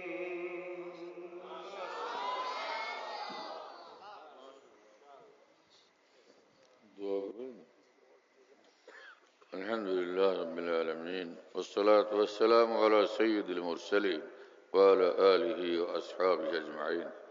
اللهم صل على سيدنا ومولانا محمد وعلى آل سيدنا ومولانا محمد وبارك وسلم. اللهم ربنا ظلمنا أنفسنا وإن لم تغفر لنا وترحمنا لنكونن من الخاسرين. رب اغفر وارحم أنت خير الراحمين، رب اغفر وارحم أنت خير الراحمين. اللهم ربنا لا تزغ قلوبنا بعد إذ هديتنا وهب لنا من لدنك رحمة إنك أنت الوهاب. اللهم اجعلنا هداة مهتدين غير ضالين ولا مضلين. اللهم ربنا أرنا الحق حقا وارزقنا اتباعه وأرنا الباطل باطلا وارزقنا اجتنابه. اے اللہ আমাদের সকলকে মাফ করেন, সব গুনাহ মাফ করে দেন, সমস্ত মুসলমানের সব গুনাহ মাফ করে দেন, কামিল হিদায়াত আমাদেরকে নসিব করেন, কামিল ঈমান কামিল দ্বীনি জিন্দেগি আমাদেরকে দান করেন, আপনার মহব্বত মারিফত নসিব করেন, ইত্তেবায়ে শরীয়ত ইত্তেবায়ে সুন্নতের মুবারক জিন্দেগি আমাদেরকে দান করেন, গুনাহ থেকে গায়রুল্লাহ থেকে হেফাজত করেন, আমাদের হায়াতে বরকত দান করেন, ইলমে আমলে উন্নতি অগ্রগতি নসিব করেন। হে আল্লাহ আমাদের দেশের উপর রহমত নাজিল করেন, দেশটাকে দিন দিন উন্নতি, অগ্রগতি, সমৃদ্ধি দান করেন। আমাদের দেশের জমিনের নিচে অফুরন্ত খনিজ সম্পদ, বিভিন্ন রকম দামি দামি খনিজ সম্পদ আপনি দান করেন। অনুরূপভাবে সমগ্র মুসলিম দেশসমূহের ভিতরে আপনি এই দৌলত সমূহ আপনি নসিব করে দেন।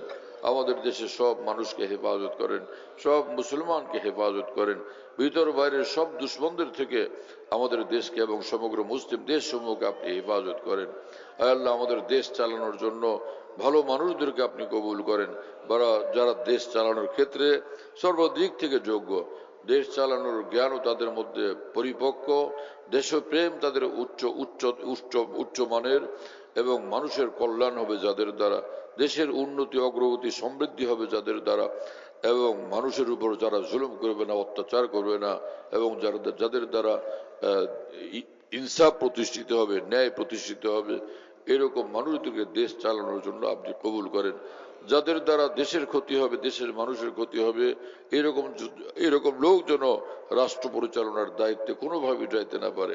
আয় আল্লাহ, আপনি সমগ্র বিশ্বের মুসলিম দেশগুলোর জন্য আমাদের এই দোয়াকে আপনি কবুল করেন, আমাদের এই মোনাজাতকে মেয়েটিকে আপনি কবুল করেন, আমাদেরকে আপনার বানান, আপনি আমাদের হয়ে যান, আমাদের হায়াতে বরকত দেন, ধন দৌলত রিজিকে বরকত দেন, যারা ব্যবসা বাণিজ্য করেন সকলের ব্যবসা বাণিজ্যে অফুরন্ত বরকত আপনি দান করেন। আল্লাহ, সমগ্র মুসলিম বিশ্বের সকল মুসলমানদেরকে সুখে রাখেন, শান্তিতে রাখেন। দুনিয়ার যেখানে মুসলমান আছে, মুসলমানকে শান্তির জিন্দগি দেন, রহমত বরকত নূরওয়ালা জিন্দগি দেন, শত্রুদের থেকে, হিংসুকদের থেকে হেফাজত করেন।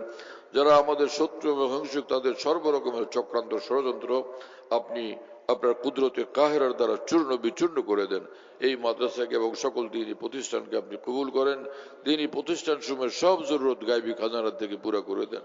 ওলামায়ে দ্বীন, আউলিয়া কেরাম, মাশায়েখ উম্মতের হায়াতে বরকত দান করেন। আমাদের সকলকে, আমাদের তামাম ওলামা মাশায়েখকে আকাবের দ্বীনকে পূর্ণভাবে অনুসরণ করার, ফলো করার তৌফিক দান করেন। আয় আল্লাহ, তামাম দোয়া মুনাজাতকে রহমতুল্লাহ আলামিন, সৈয়দুল মুরসালিন, খাতামুন নবিয়্যিন সাল্লাল্লাহু আলাইহি ওয়াসাল্লামের বরকতে আপনি কবুল করেন।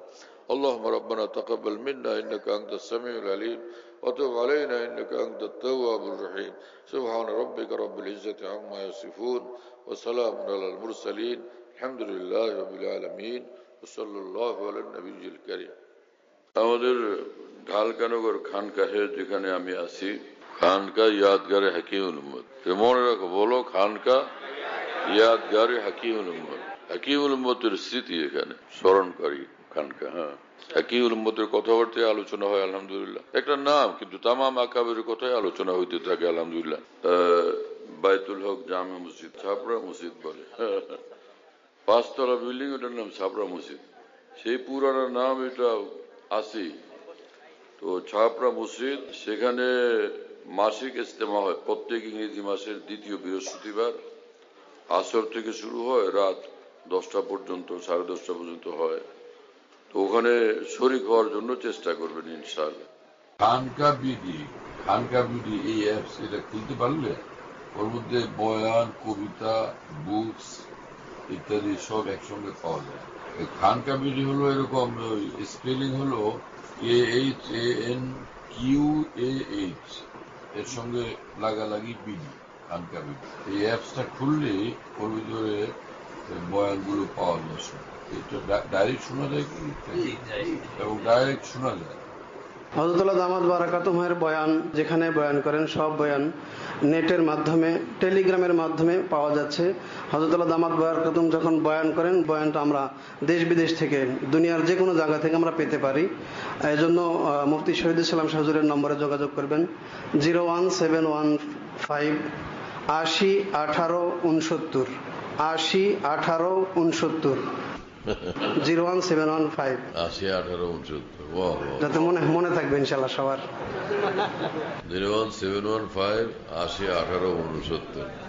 বলো ভাই, 01715 80 18 69। অনেক সোজা তো ভাই, মাশাআল্লাহ, অনেক সোজা করে দিছে।